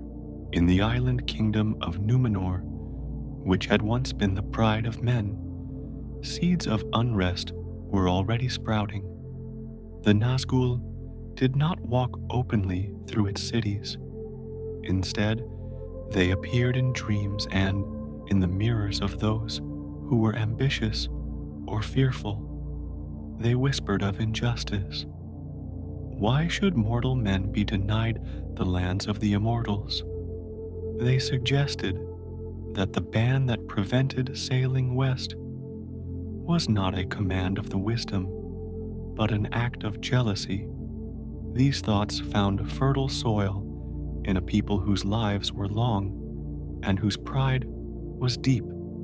The Nazgul also manipulated the seeing stones, those crystal globes that could reach across seas. Through them, Sauron's voice was disguised as that of trusted friends. Counsel that seemed sound in isolation began to coalesce into a movement that would steer the mighty island toward disaster. Some among the Númenóreans remained humble and loyal to the old ways, but their voices were drowned out by those who desired more. The Nazgul fanned flames of resentment quietly. They inspired envy of the elves and suspicion of the Valar. When the king of Númenor, Tar-Palantir's nephew, assumed the name Ar-Pharazôn the Golden and sought to challenge the immortals themselves, the ring-wraiths smiled with satisfaction, unseen. They had done their work well. They did not stand among the crowd when vast ships set sail westward, but they felt the tremors when the sea rose up in wrath and swallowed the island whole. They did not mourn. They simply observed. Their master had been caught in that cataclysm and had lost his fair form, but his spirit endured. While the world changed, the Nazgul waited, patient as night, until he called again. During the early centuries of the Third Age, the Nazgul kept mostly to the shadows. Sauron needed time to rebuild his strength, and so his servants worked quietly. They gathered information like spiders collecting dew. They learned the languages and customs of men who lived far from Gondor. They watched the slow resurgence of the Dunedain in the northern kingdoms and took note of the weaknesses in their alliances.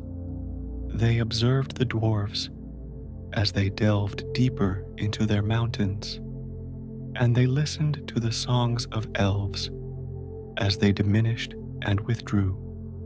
All this they did without drawing attention. To mortals, the years seemed peaceful. To the ring-wraiths, it was a time for sowing seeds that would bloom later. When Sauron finally arose, again in strength, he established a stronghold in the southern forest once called Greenwood. The shadow gathered there gradually, and travelers began to call it Mirkwood. The Nazgul took turns residing in its dark fortress, Dol Guldur, learning to command lesser spirits and creatures of the night. They sent out rumors that a necromancer lived there who could bend the dead to his will. This fear kept curious eyes from looking too closely. The forest became quieter, except for the sound of spiders spinning webs that glistened even in darkness. The Nazgul felt at home among these shadows. They whispered to the trees and felt the trees whisper back.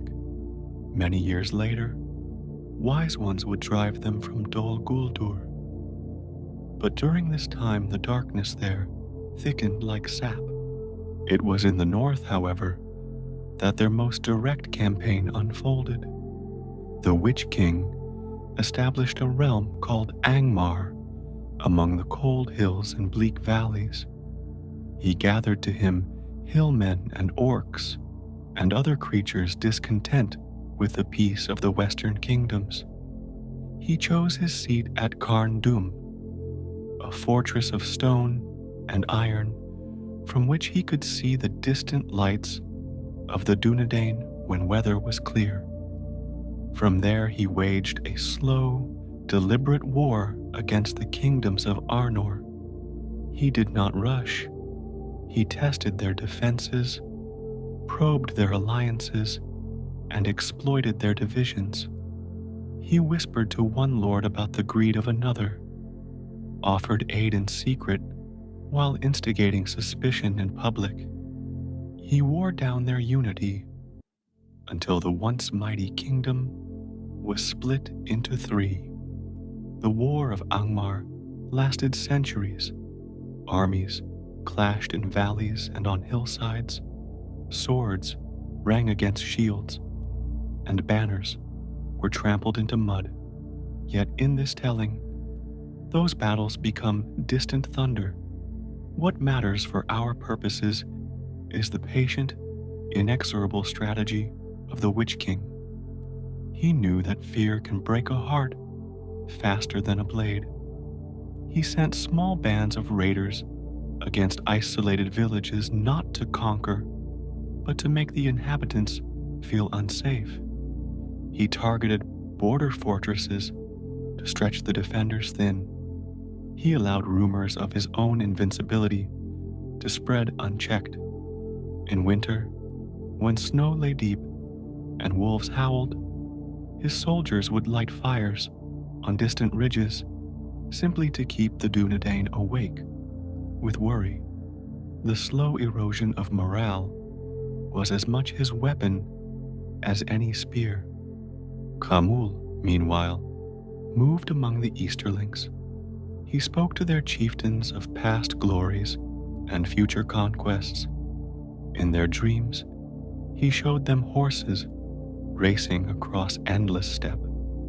With no fences to bind them, he nurtured their pride and told them that the lands to the west were rich for the taking. He did not compel, he suggested.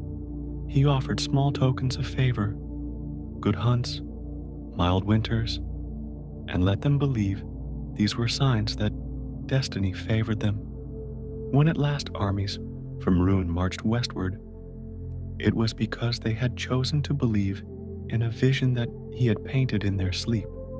In this way, entire nations were nudged toward paths that would benefit Sauron, yet they thought themselves free. Other ring wraiths went south to lands of heat and sand. They spoke with desert princes about ancient grievances and promised vengeance against Gondor. They appeared in marketplaces as shadows that flickered at the edge of sight. They whispered in the ears of rulers during the quiet hours before dawn, when doubts tend to awaken. They suggested alliances, hinted at weaknesses, and made sure that resentment did not die. These subtle pressures kept the world from uniting against Sauron. Each kingdom faced its own worries. Each leader listened to private fears. The ring wraiths rarely needed to draw a blade to achieve their aims. A word at the right moment, a dream at the right time, could shift the fate of thousands, while their influence spread through whispers and dreams. The Nazgul themselves grew more accustomed to their shadow existence. The warm sun no longer comforted them. It stung. They traveled mostly at night or under heavy clouds. They took refuge in ruins and caves, places where daylight seldom reached. They no longer needed food or drink. Instead, they seemed to feed on the fear they created. When they sensed terror, thrill ran through them like wind over open plains. At times, they experienced a strange sadness for the men they had once been. But such feelings faded quickly. The rings on their fingers burned when they lingered too long on past memories. Obedience to Sauron became their solace. In Gondor, the great kingdom of men, rumors of the Nine persisted like old songs. Children in Osgiliath and Minas Tirith were told that if they misbehaved, black riders would come for them. When ships from Umbar attacked the coasts, some blamed shadows from Mordor guiding them. The steward and his counselors dismissed these tales publicly, yet privately they took measures. They strengthened watchtowers along the Anduin and sent scouts into Ithilien. They built beacons along mountain ridges to call for aid quickly. The memory of the ring wraiths hung over them like a veil. In the library of Minas Tirith, scholars pored over old records, seeking clues on how to counter beings that could not be killed by swords alone. Their fear was not hysterical. It was measured and methodical. Time passed, and kingdoms continued to rise and fall. The northern realm of Arnor finally crumbled under the Witch King's assault. Its capital Fornost taken, and its people scattered. The ring wraith relished this victory, yet did not rest. He knew that Sauron's ultimate aim was larger than the north. He returned to Mordor to plan new strategies. The other Nazgul likewise reported their successes and failures. Each had moved pieces on a board that only their master could fully see. Sauron praised patience and punished rashness. He reminded them that complete domination required subtlety as well as strength, and so they continued their work, their existence defined by service. In the forests of the west, elves began to notice a sickness spreading among the trees. Leaves fell earlier than they should. Flowers bloomed without fragrance. Game animals disappeared. When they investigated, they found no armies, no burning villages, only a pervasive gloom and the occasional distant sound of hooves at night. They suspected the presence of ring wraiths and sent messages to other elven realms. The response was cautious. The elves, long weary of war, were reluctant to muster their full strength unless certain of the threat. The ring wraiths exploited this reluctance, edging closer to their borders, testing responses. They did not seek open battle. They wanted the elves to doubt their own senses. Doubt, once planted, often grows without tending. As centuries turned, even the Nazgul began to feel the weight of time in a way different from mortals. They could not die, but they sensed change. Mountains eroded, rivers shifted, cities were abandoned, and new ones built. They remained constant. Sometimes they stood in a ruin where once they had danced as men and felt a stirring of regret. They would recall a feast long past or the smell of a flower from their youth. The sensation was like a gust of warm air on a cold night, pleasant but fleeting. The rings always reminded them of their purpose. Memory was allowed, but only as a thread tethering them to obedience. They found comfort in routine, riding in darkness, sowing fear, returning to Mordor to bow before Sauron. This pattern, though bleak, was familiar. Throughout these long years, the Witch King remained the most active and the most feared. His mastery of fear turned battles before armies met.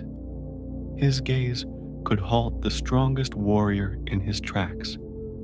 Yet he also knew when to step back. When a renewed alliance of men and elves formed to challenge Dol Guldur, he withdrew before being trapped. When Gondor marshaled its forces to aid the north, he shifted his attentions south to draw them back.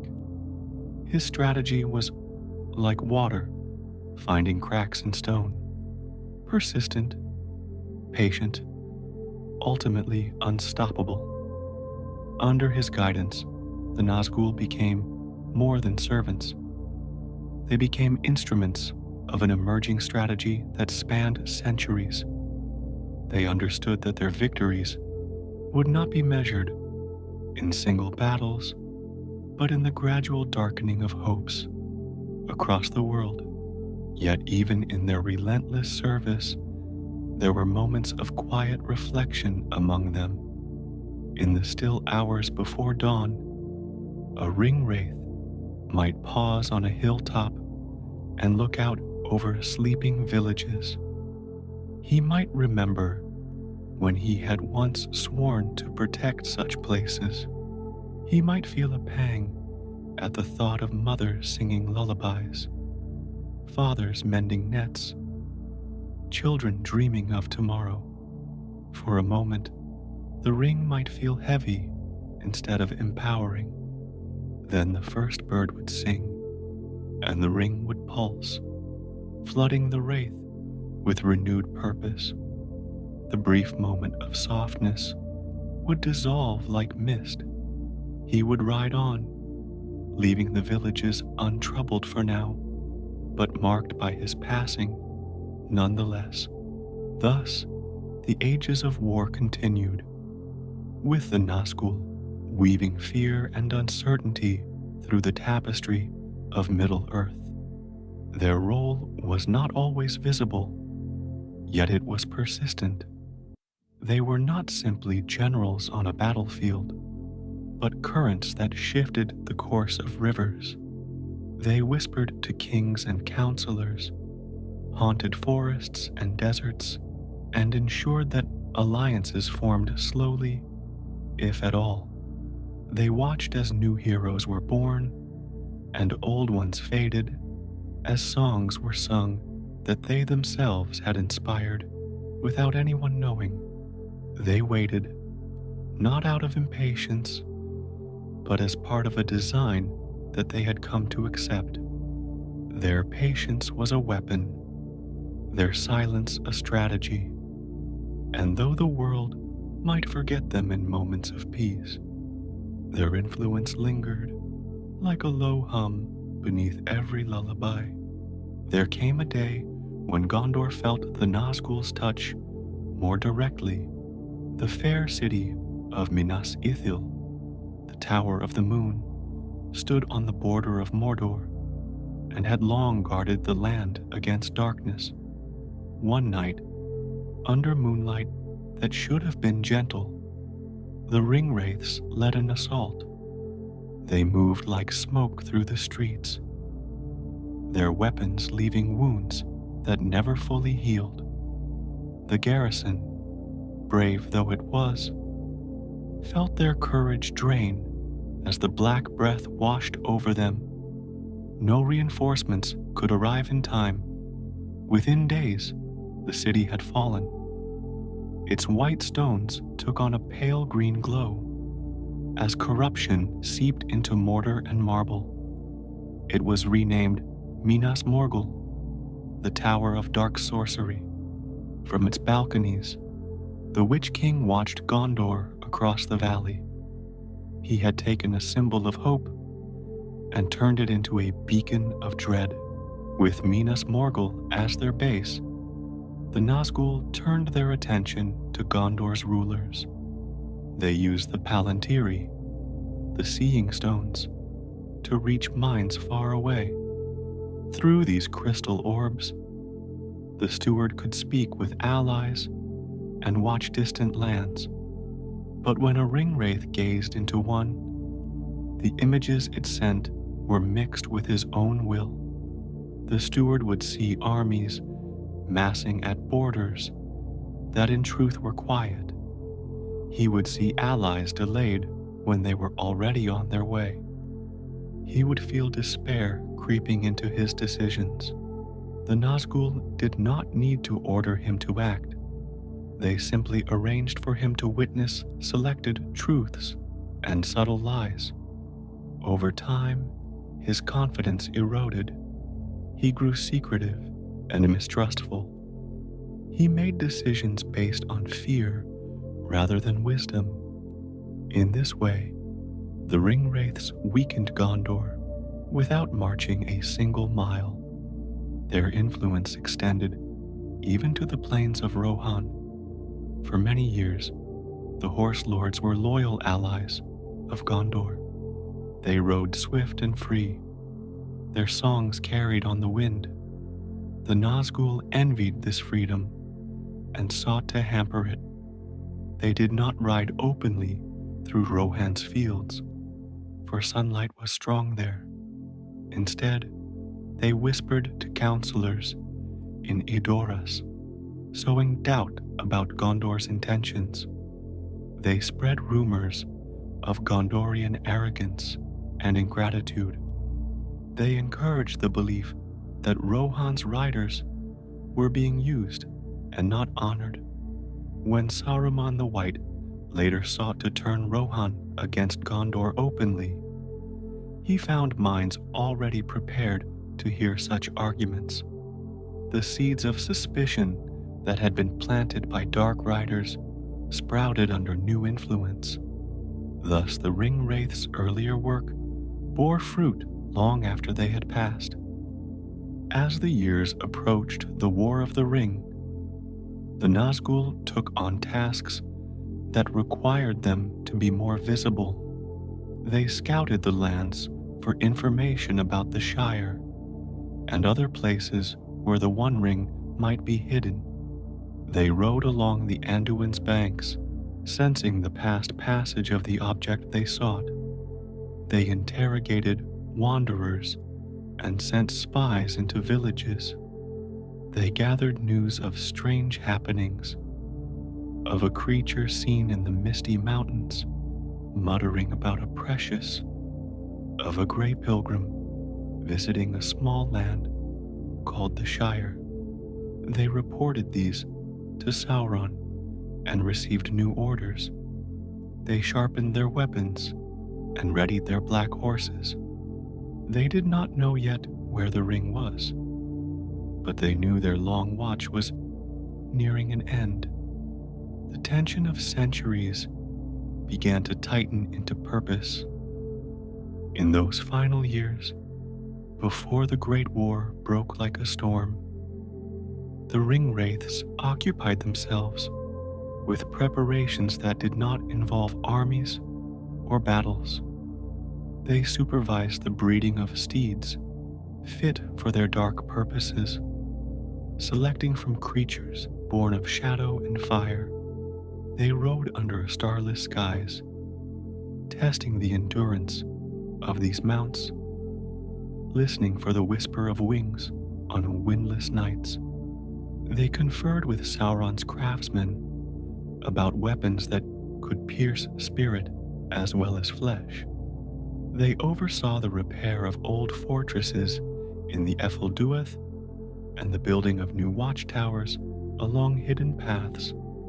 They convened with emissaries from the south and east, ensuring that allies would move when commanded. Yet even in these tasks, there was a sense of ritual. They repeated actions honed over centuries, refining rather than inventing. They knew the shape of the coming conflict without knowing all its details. They trusted in their master's vision and in their own ability to instill fear. At times, they rode up the winding roads of Minas Morgul to stand on balconies and look toward the west. They could see the distant peaks that sheltered their old enemies. They could smell the change of seasons carried on the wind. They could hear, if they strained, the echo of laughter from lands they would soon cross. They stood there, motionless and patient, like statues carved from night. In that waiting, there was no restlessness, only readiness. They had learned that time was a tool, that the weight of years could press on the will of men and cause it to bend. They had become masters of such pressure. Thus, they watched and waited, their hearts calm, their thoughts focused, until the day when a new order would begin. The Nazgul were patient. Centuries were like breaths. They knew the final confrontation would require them to ride forth again. Until then, they remained watchers, unseen, their story woven into the dark fabric of Middle-earth. They found solace in the silence between commands and in the certainty of their master's will. The long preparation of ages ended one cold night when the nine were summoned by their master. The sky over Mordor was heavy with smoke, and the plain trembled as the gates opened. They rode out one by one, their black horses plunging through ash and shadow. They felt the pull of the One Ring like a faint heartbeat to the west, a thread of desire tugging them onward. The air tasted of iron and promise. They were sent not to wage war, but to hunt in silence, to find a hidden treasure that had slipped from their master's grasp. Their journey would take them into lands where they had once walked as men. Now they moved like memories, present and absent at the same time. As they passed through the dark land and into the border hills, the Nazgul stayed clear of sunlight. They rode at dusk and by night, their senses pricking at every sound. They crossed the river Anduin under cover of mist, and the chill of the water seemed to seep through to their bones. Occasionally, they would pause and listen to the wind, as if the breeze might carry a whisper of the ring's location. When they encountered travelers, they asked in voices soft and cold about a small land called the Shire. People looked away and muttered answers quickly. The Nazgul did not threaten. They simply watched and waited until tongues loosened from fear. They learned of a place where halflings tended gardens and smoked pipes, and they began to focus their search. Their arrival in the Shire was felt before it was seen. Farmers paused in their work and looked toward the borders without knowing why. Dogs whimpered and crawled under beds. The ring wraiths moved through hedgerows and along quiet lanes, avoiding torches and hearthlight. They knocked on doors and asked for someone named Baggins in hushed tones. At each doorstep, a coldness entered when they came near. The hobbits, unaccustomed to such dread, were polite but frightened. They pointed the strangers toward a smile on a hill and hoped to be rid of them quickly. By the time the Nazgul reached Bag End, the door stood locked and the lights were dark. Their patience ran thin, but they could not simply burst inside. They sensed that the ring had been here recently and had moved on. As they questioned the neighbors, the Nazgul learned that the old hobbit, Bilbo, had vanished in the night and had given his belongings to a younger cousin. They followed vague trails through well-tended gardens and across little bridges over streams that glimmered in starlight.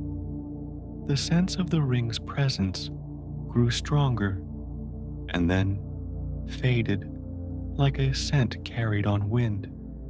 Frustration, rare for beings so long accustomed to patience, stirred within them.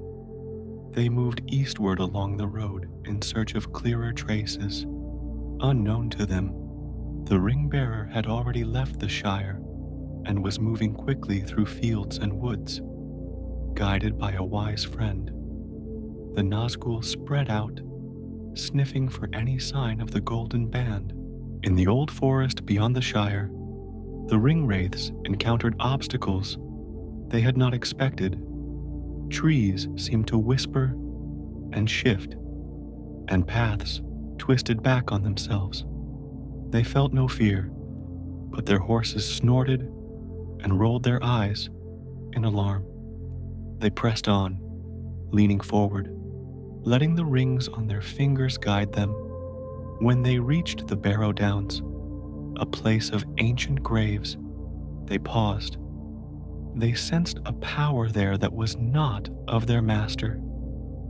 Shadows moved in the corners of their sight, and voices rose from the earth. The Nazgul did not linger. They skirted the mounds, leaving the barrows to their own spirits. Their quarry lay ahead, and the pull of the ring could be felt again beyond the hills. News reached them of a group of travelers leaving the inn at Bree under cover of darkness. At the Prancing Pony, they had found empty beds slashed by knives, decoys made to look like sleeping bodies. The ring wraiths realized that the ring bearer was being aided by friends more cunning than halflings alone. They followed the road east, drawn onward by the faint call of the ring. At night, they dreamed of a small hand gripping a plain gold band, of eyes widening in wonder and fear. Those dreams filled them with hunger that went beyond any mortal appetite. It was a pull toward completion, toward the reunion of the one with its maker. The chase became more urgent. On a weathered hill called Weathertop, the Nazgul finally cornered the ring bearer and his companions. They gathered under the ruined watchtower, shadows among broken stones. A fire burned in a shallow pit, its light flickering on worried faces. The Witch King felt the ring so close that it seemed to throb in his own hand. He stepped forward, sword gleaming, and reached toward the small figure, clutching a sword of westernness. Frodo put on the ring in desperation, and the world shifted. He saw their true forms, pale and hungry, with crowns of ancient iron. For a moment, fear nearly overwhelmed him. He cried out, and the blade of the Nazgul pierced his shoulder. The Witch King spoke words of power, intending to turn him into a wraith like themselves. But a ranger leapt from the shadows, brandishing a torch and a sword, and the ring wraiths recoiled. Fire was one of the few things that could repel them. They hissed and drew back, leaving the hilltop to regroup and seek another chance. Their frustration grew as they continued to pursue the ring bearer. They rode through the night, close enough at times to smell the sweat of those they hunted, but always something interfered. A roaring flood at a ford, conjured by elven magic, swept away their horses and scattered them like leaves. They felt the sting of the water and the sting of failure. Drawn apart, their shadowy forms drifted downriver until they could drag themselves to shore. Weeks passed as they slowly regained strength, gathering in secret places to regroup. They felt a new urgency from their master, a tightening of the bond between them and the Dark Tower. They could not fail again. They mounted new steeds, creatures of darkness bred for this task, and set out once more. As they resumed their search, whispers of other dangers reached them. A wizard in gray robes had been seen moving swiftly through forests and mountains. He was known to be a friend to hobbits. They remembered him from ages past when he had opposed them at every turn. They also heard of another group forming, a fellowship of diverse peoples, bearing the ring south under heavy guard. This news frustrated them, for they realized that the ring was no longer traveling openly. It was hidden among warriors and watchers. The Nazgul adapted, focusing on sowing fear and confusion. They attacked villages on the outskirts of Rohan, sowing rumors of invasion to distract riders. They patrolled the Anduin's banks, hoping to catch sight of a small boat slipping by under moonlight. At times, they felt the ring very close. On one dark night, as they prowled near the river, the pull became so strong that they turned in unison. They saw only reeds and water, but they knew that just beyond their sight, the ring had passed. Their horses pawed the ground, sensing the excitement. The Witch King raised his arm and let out a cry, a sound that curdled milk and made leaves fall. Across the water, a hobbit clutched at his heart and ducked low in the boat.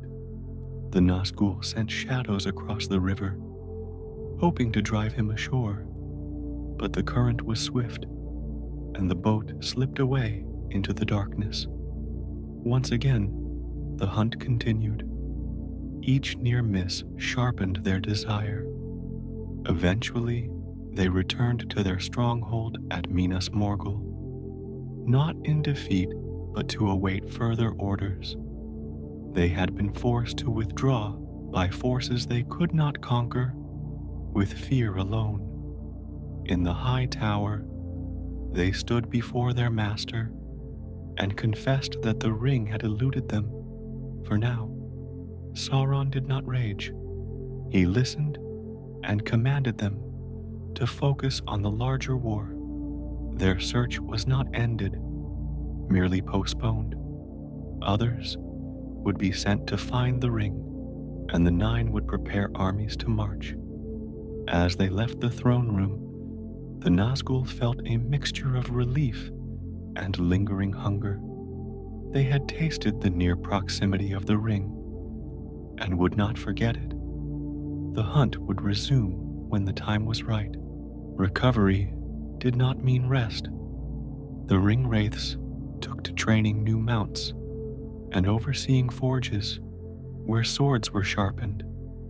They haunted the outer walls of their dark city, listening to the wind for any whisper of the ring's return. In the quiet hours before dawn, they stood on high balconies and looked westward. The first light of morning turned the sky pale, but they felt no warmth. Instead, they felt anticipation. They knew that they would ride out again, that their paths would cross with the ring-bearers once more. For now, they waited, keeping the memory of his scent and the sound of his footsteps alive in their minds like embers kept under ash. During their waiting, they remembered the taste of fear in the Shire and the sight of the ring at Weathertop. These memories were clear and sharp, sustaining them through days of preparation. They also, at times, felt a distant sadness, not for the hobbits, but for themselves. Once they had been men who had loved gardens and horses and children's laughter. Those memories were faint now, like sunlight through thick curtains.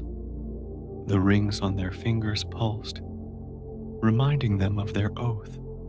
The sadness never lasted long, replaced quickly by a cold resolve. They were what they had been made to be, hunters in service to Shadow. In this role, they found a strange comfort, a sense of purpose that dulled any lingering regret. They would search until their task was complete, and until then, they would ride between worlds, seen and unseen. For a moment, they felt a quiet longing for home. As months slipped past without news of the ring, the Nazgul grew restless. They took to roaming the lonely roads near the Duath, their dark cloaks billowing like smoke in the night air. They listened to rumors carried by merchants and to songs sung by soldiers around campfires. They paused on ridges overlooking the empty plains and imagined a small figure trudging toward them. At times, they galloped toward phantom scents, only to find nothing but dust. Their patience, once endless, was now strained.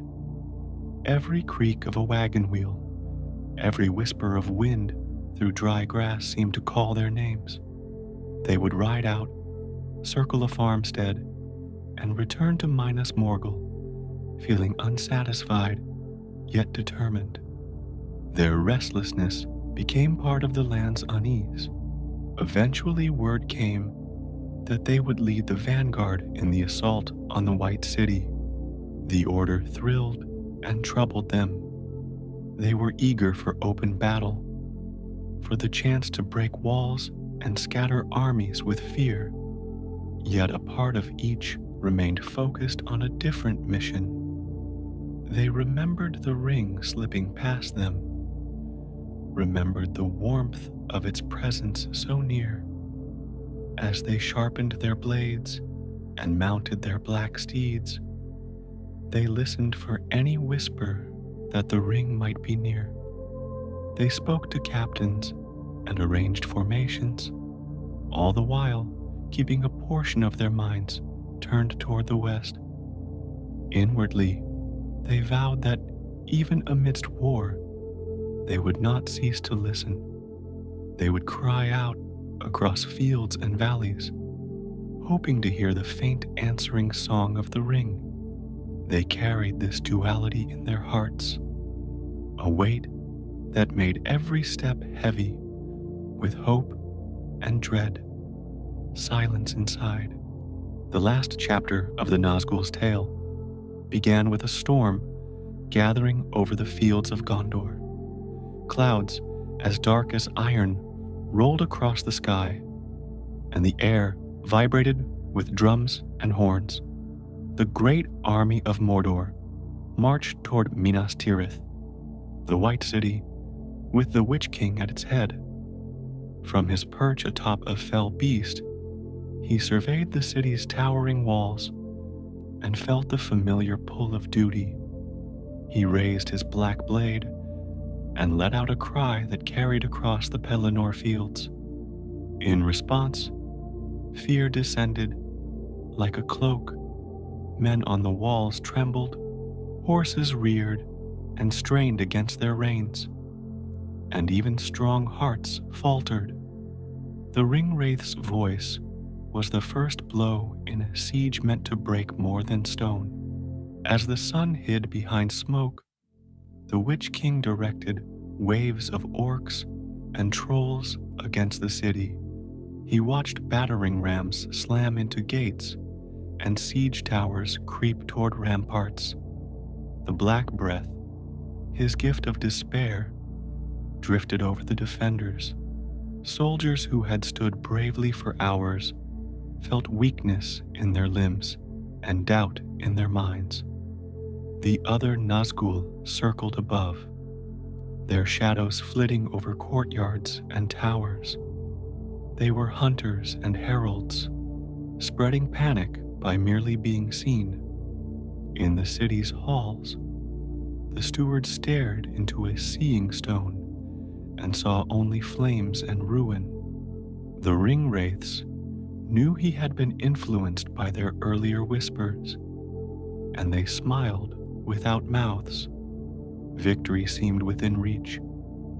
On the ground outside the city, the Nazgul felt a tug that was both physical and spiritual. The One Ring had come within their grasp before slipping away, and the memory of that closeness stirred them. Now, as they oversaw the battle, they split their attention between the siege and the faint call of the ring.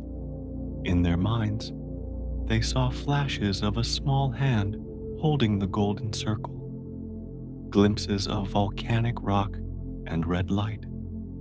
They sensed that the ring was moving toward danger, perhaps even toward their master's realm. This knowledge made them uneasy. They understood that all their efforts would be for nothing if that small band reached the fires of Mount Doom. Their master's command, however, kept them at their posts. The Witch King himself rode forward when the gate was broken. He did not feel the weight of his former humanity. He felt only the purpose instilled by his ring and his lord. He passed through the shattered doors, his presence sending defenders fleeing. In the courtyard of the city, amid broken stones and fallen banners, a lone figure stood in his path. It was Eowyn, shield maiden of Rohan. Disguised as a man, she raised her sword and declared that no living man could hinder him. The Witch King laughed, a sound like ice cracking. He advanced, confident in the prophecy that had protected him for ages. When he swung his mace, she blocked with her shield. The blow shattered wood and bone, but she did not fall. In that moment of confrontation, the Witch King sensed another presence. Mary, a small hobbit hidden among the fallen. As he turned to strike, Mary's blade, forged long ago with spells against shadow, pierced the back of his knee. Pain, a sensation he had not known in centuries, shot through him. He staggered, and Eowyn seized the chance. Her sword, guided by courage and destiny, found the gap between crown and cloak. The Witch King felt a tearing, not of flesh, but of the bindings that held his spirit to the world. A cold wind seemed to blow through him. The prophecy had been true in a way he had not understood. No living man had slain him. A woman and a hobbit had undone him. He cried out, not in anger, but in surprise, as his form unraveled. The death of their leader sent a ripple of shock through the remaining 8. High above the battlefield, they felt the severing of a bond that had anchored them. For an instant, their steady purpose wavered. Some of the defenders saw figures in black hesitate, their forms flickering like candle flames in the wind. Yet the battle did not pause. Orcs still surged forward. Trolls swung hammers, and men fought desperately to keep the city from falling. The 8 Nazgul regrouped, pushing aside any doubt. They redoubled their efforts, circling lower and letting out piercing cries. They could not afford to dwell on loss. Their master's eye was upon them. Far away, in the shadows of Mordor, the ring-bearer climbed ever closer to Mount Doom. Sam and Frodo struggled up ash slopes, their breaths short, their bodies weak. The weight of the ring had grown heavier with each step. In moments of weakness, Frodo sometimes slipped the ring onto his finger, and each time, the remaining Nazgul felt it as a sharp pull. They turned their heads instinctively, as if hearing a call. During the siege, one of these pulses came. They felt the ring not far from the very place where it had been forged. Their yearning to fly there was almost overwhelming. They longed to snatch the ring from its bearer and return it to their lord. Yet they were bound by orders to stay and oversee the battle. When news reached them that Rohan's riders had arrived and were turning the tide, the 8 Nazgul shifted tactics. They descended on horsemen, causing mounts to rear and throw their riders. They targeted commanders with their piercing screams. Fear spread among the cavalry, but courage rose to meet it. Horns blew, and songs of resistance filled the air. Even under the weight of dread, men stood and fought. The Nazgul were forced to retreat to a safer height. Their cries still had power, but it was no longer absolute. In the distance, a ship sailed up the river, bearing reinforcements from the south. With the Witch King gone, the siege began to falter. Sauron sensed the shift and summoned his remaining servants. The Nazgul felt an urgent command enter their minds: leave the battlefield and return to Mordor. Their departure was sudden. One moment, dark shapes circled above the city.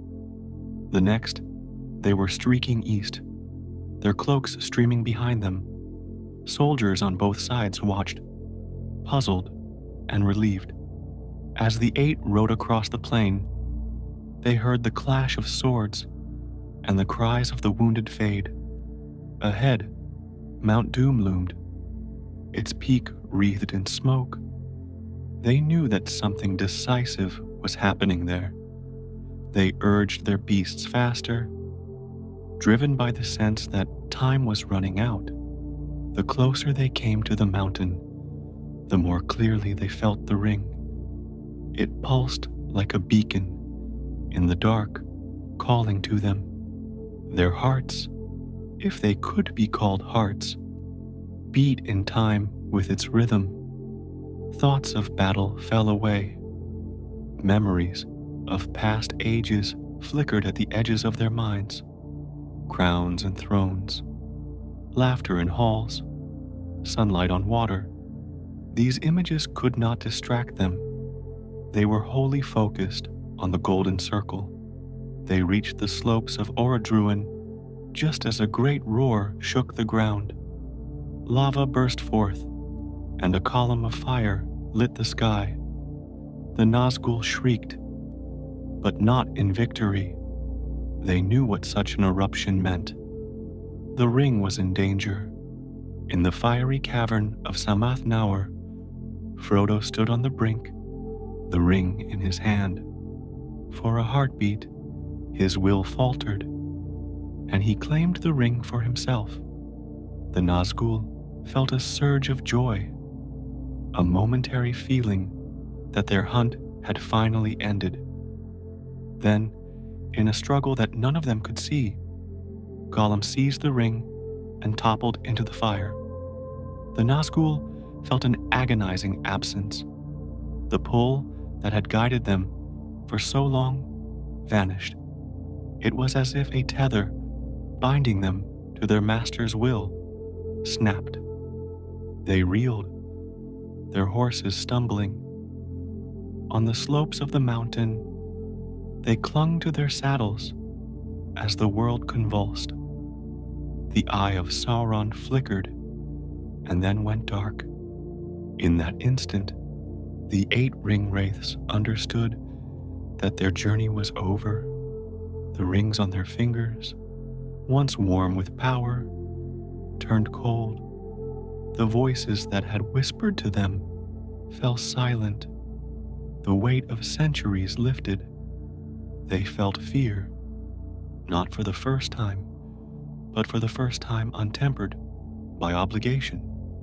They realized they had no orders left to obey and no purpose left to fulfill. One by one, their forms began to fade. Cloaks billowed and then sagged as if emptied. Helmets and crowns tumbled as unseen heads dissolved. They did not cry out. There was no drama, only a quiet thinning as they melted into the air like mist under morning sun. The mountain erupted behind them, but they were already becoming part of the wind. As the Nazgul dissipated, there were no witnesses but the ash and the stone, yet their passing was felt across Middle-earth like a sigh. In Minas Tirith, soldiers who had been fighting dropped their weapons and looked to the east, sensing a weight lifting. In Rohan, horses raised their heads and neighed. In distant villages where mothers had told children tales of dark riders, a warmth entered homes. The change was subtle, but pervasive. A great shadow had departed, and the world responded with relief. The remaining Nazgul did not think of this. They were gone, and with them went the memory of what they had been. In the days that followed, the ruins of Barad-dûr collapsed. The smoke that had choked Mordor for ages cleared. The Tower of the Moon, once called Minas Ithil, and later Minas Morgul, lost its sickly glow. Its stones, washed by rain and time, began to reveal the white marble beneath. Wildflowers took root in cracks between stones. Streams that had run sluggishly became clear and quick. People who had lived under shadow ventured into places they had feared. They found green shoots pushing through ash. They heard birdsong in canyons long silent. The world began to heal, not in a rush, but with steady persistence. The story of the Nazgul became a tale whispered at firesides. Parents warned children about the danger of accepting gifts without understanding their cost. Storytellers spoke of kings who had lost themselves in pursuit of power, and of how even the darkest night can give way to dawn. Some said that in the final moment, the ringwraiths had remembered who they had been and found peace. Others insisted they were nothing but shadows blown away. It mattered little. Their absence was what counted. People were free to laugh again without glancing over their shoulders. Musicians tuned their instruments in markets, and dancers twirled in open squares. In Gondor, the white tree bloomed again, petals soft as silk. The steward's son took up a crown, and with humility, he became king. He ruled with wisdom and kindness, mindful of the lessons of history. In Rohan, a young queen was crowned, her hair like wheat in summer. She remembered the face beneath the helmet and honored it with fair laws. Across the sea, the elves prepared to depart, leaving behind songs and gardens that would carry their memory. Dwarves returned to their halls and crafted treasures, not of war, but of beauty. Men and women tilled fields and taught children to read the stars. As night embraces the world you rest in, remember that even the deepest wounds can mend. The dark riders have passed into legend, their memory softened by time and retold in gentle tones. Think of the land blooming after ash, of rivers running clear, of hearts unburdened. Feel gratitude for those who labored for peace, and hold close the lesson that humble courage changes worlds. Let that thought ease you into sleep, calm and safe. Your dreams will weave quiet stories of healing and hope tonight.